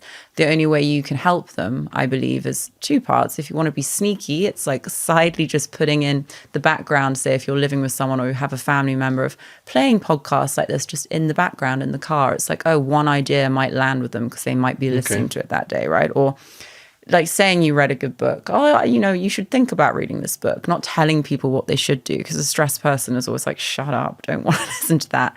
And so indirectly introducing them and seeing from your own example of how much it's helping you. People are more like, wow, Alberto looks really happy and calm. I wonder what he's doing, that kind of thing. And that's what I thought of you, by the way. Thank you. That's very kind. It's, looking at that side, but also, I truly believe with stress, right? If a person isn't ready and you try to push them, you're actually going to cause a lot of stress for both of you even more, right? And I did learn this the hard way, like I said, with my dad. I had a period of time when I was arguing with him constantly, every day, calling him about doctors to try and get cancer sorted, all this kind of stuff. I realized in that moment, I was like, all this is doing is causing our relationship a huge amount of stress. It's causing me a huge amount of stress. He's not doing what I want. It's causing him even more stress because I'm annoying him. And we were always like best friends. We had the most incredible relationship. And I realized, okay, I was like, this is out of my control. So I have to actually surrender to that. I have to surrender to let this go. And so when you think, okay, I want to fix someone else, you have to also look at the part of yourself that is the reason as to why you're so hell-bent on fixing that person. What is it within you that you feel is, it's so emotionally sort of triggering for you that you can't fix the situation? Like, go back inwards to yourself and really look at that, because the truth is that we can't control anything else but our own responses. And so if it's causing you a lot of stress, I'm not saying you, I'm saying anyone, having someone they love really stressed and miserable, of course that affects you. But why is it so stressful for you that you feel like you have to fix it, that you're the one that's going to save the situation? And start to reflect on that in a journal. And also, like I said, just breadcrumb little things around that might get them to change their perspective, because it's usually, we have to get to that point as a human, right? It's like usually that crash when someone's so stressed, they have to get to their rock bottom to want to change it. And when you're someone who's conscious, who hasn't got to that rock bottom and started to do the work themselves to change it, it's really frustrating to watch someone you love, not help themselves. It's like the worst feeling. But you have to let people go through their own process. I truly believe that. It's like everything happens for that reason, that moment. When you look at it, even from a spiritual perspective, I look at it like, okay, well, maybe that soul needs to go through that process right now to learn something, a month later in a different way that you can't see. So don't try to control the uncontrollable, essentially. I think a lot of people listening to this might think that the end goal, by learning all these things, is to live a stress-free life. Does that exist? You're in the modern world, no. Exactly. It doesn't. Unless you're like sipping a pina colada on a beach somewhere without a digital device. This is managing people's expectations. So even though you learn all these things, you're going to get stressed. It's about managing them, right? 100%. So like for me, our book's called Unstressible, right? And Unstressible isn't about being like Yoda on top of a mountain and not having any stress. I still get stress as a human being, but I will come back from stress within 5-10 minutes, half an hour, a day maximum, rather than a week, a month, a years that some people sit in, right? So it's really about... So that's the goal. That's the goal. It's like, how quickly can you bounce back from stress and notice it and change it? Alice, if you had to compress all your knowledge into one essential advice, just one, that we must implement in our daily lives, what would it be? It's a tough question. I was thinking about this the other day and I was like, God, there's so much of stress, right? But for me, it actually always comes back to awareness of the self. When you can become aware of yourself, like notice what triggers you, what's stressing you, and how you feel, and what kind of thoughts you're having, everything changes. Because the truth of how much stress we create is because we're just numbing out, we're not aware, and we're going on this sort of spiral, this hamster wheel continually, not taking any notice of ourselves, not becoming aware of what is actually going on within us. And that causes so much stress around us. So the more aware you become, the easier it is to change. And then everything starts to fall into place. Thank you. Thank you. I profoundly have enjoyed this. And I'll probably send you a few other questions in the next days that will pop in my head. But I truly admire you, because I admire people that turn challenges and problems into something positive. And in this case, you've turned them not only into something positive for yourself, but something that would definitely impact a lot of people's lives. And I find that admirable and you have my utmost respect for that. You have clearly endured a level of stress, trauma, anxiety that I think very few people not only go through that in their lives, but can barely imagine or grasp what that can feel. And you could have had the choice of giving in, but you didn't. You learned from it, and you just wanted to apply those lessons with the world. So thank you for turning a problem, a real problem, into a gift for everyone. That's very kind. Thank you. I've really enjoyed this conversation, and I think it's true. It's like everyone has these challenges in different ways. There's some people have way more stress than I've ever had, and some people have less. Like, we all have these different levels. But I think I truly believe that anything can be changed into some kind of gift because you learn something from it, right? Whether you realize it in that moment or whether you realize it later, like, everything is happening for us rather than to us. So to try and remember that when you're going through a really stressful time. I'll finish by giving you a very personal example. My uncle, my mother's only brother, passed away less than a year ago. I'm sorry. And we were all very close to him. He was, and he has 3 kids, my cousins, three girls, and his wife. And he left them behind. And he died without giving anyone any notice. So it wasn't from a cancer. He just went to bed and had a heart attack. And this had a tremendous impact on my grandparents, burying their only son, my mom, my cousins, my aunt, and then my twin brother and I. But I am, I guess, unconsciously, since I was a kid, and I guess I don't have to force this within myself, a positive person. And immediately after when this happened, my mind thought, I am pretty sure that even from this shitty, sad situation, something good will come out of it. I don't know what it is. And that was literally the day after. I immediately thought, am I a psychopath for thinking this? So I didn't voice it to anyone. I didn't share that with my mom. Obviously, she just lost her brother, or even to my girlfriend, which I share almost everything with. Just shared it with myself. And then a month later, one of the benefits that I saw, and I think it's a benefit that is incredibly important, and we still have that benefit in our family, is that we all got together in a way that we never did. So I am 28 in a couple of weeks from now. 29, sorry, in a couple of weeks from now. In the 29 years that I've been with my family, we've never been so close. And when I mean close, is to be logically and emotionally close. So we open up about our emotions, and we didn't do those things with, let's say, the second tier of our family. So I would share it with my mom, but not maybe with my grandparents or my cousins. Now we do that. But also at a logical level, we share what's going on in our lives. So they live in Spain, I live in London. And when we get together, we really share. We openly share. I'm doing very well with my partner. My business is doing this or that. So we really update each other at a logical and emotional level. And we feel very loved in a way that we've never felt before. And this happened because my uncle died. And this is a positive thing.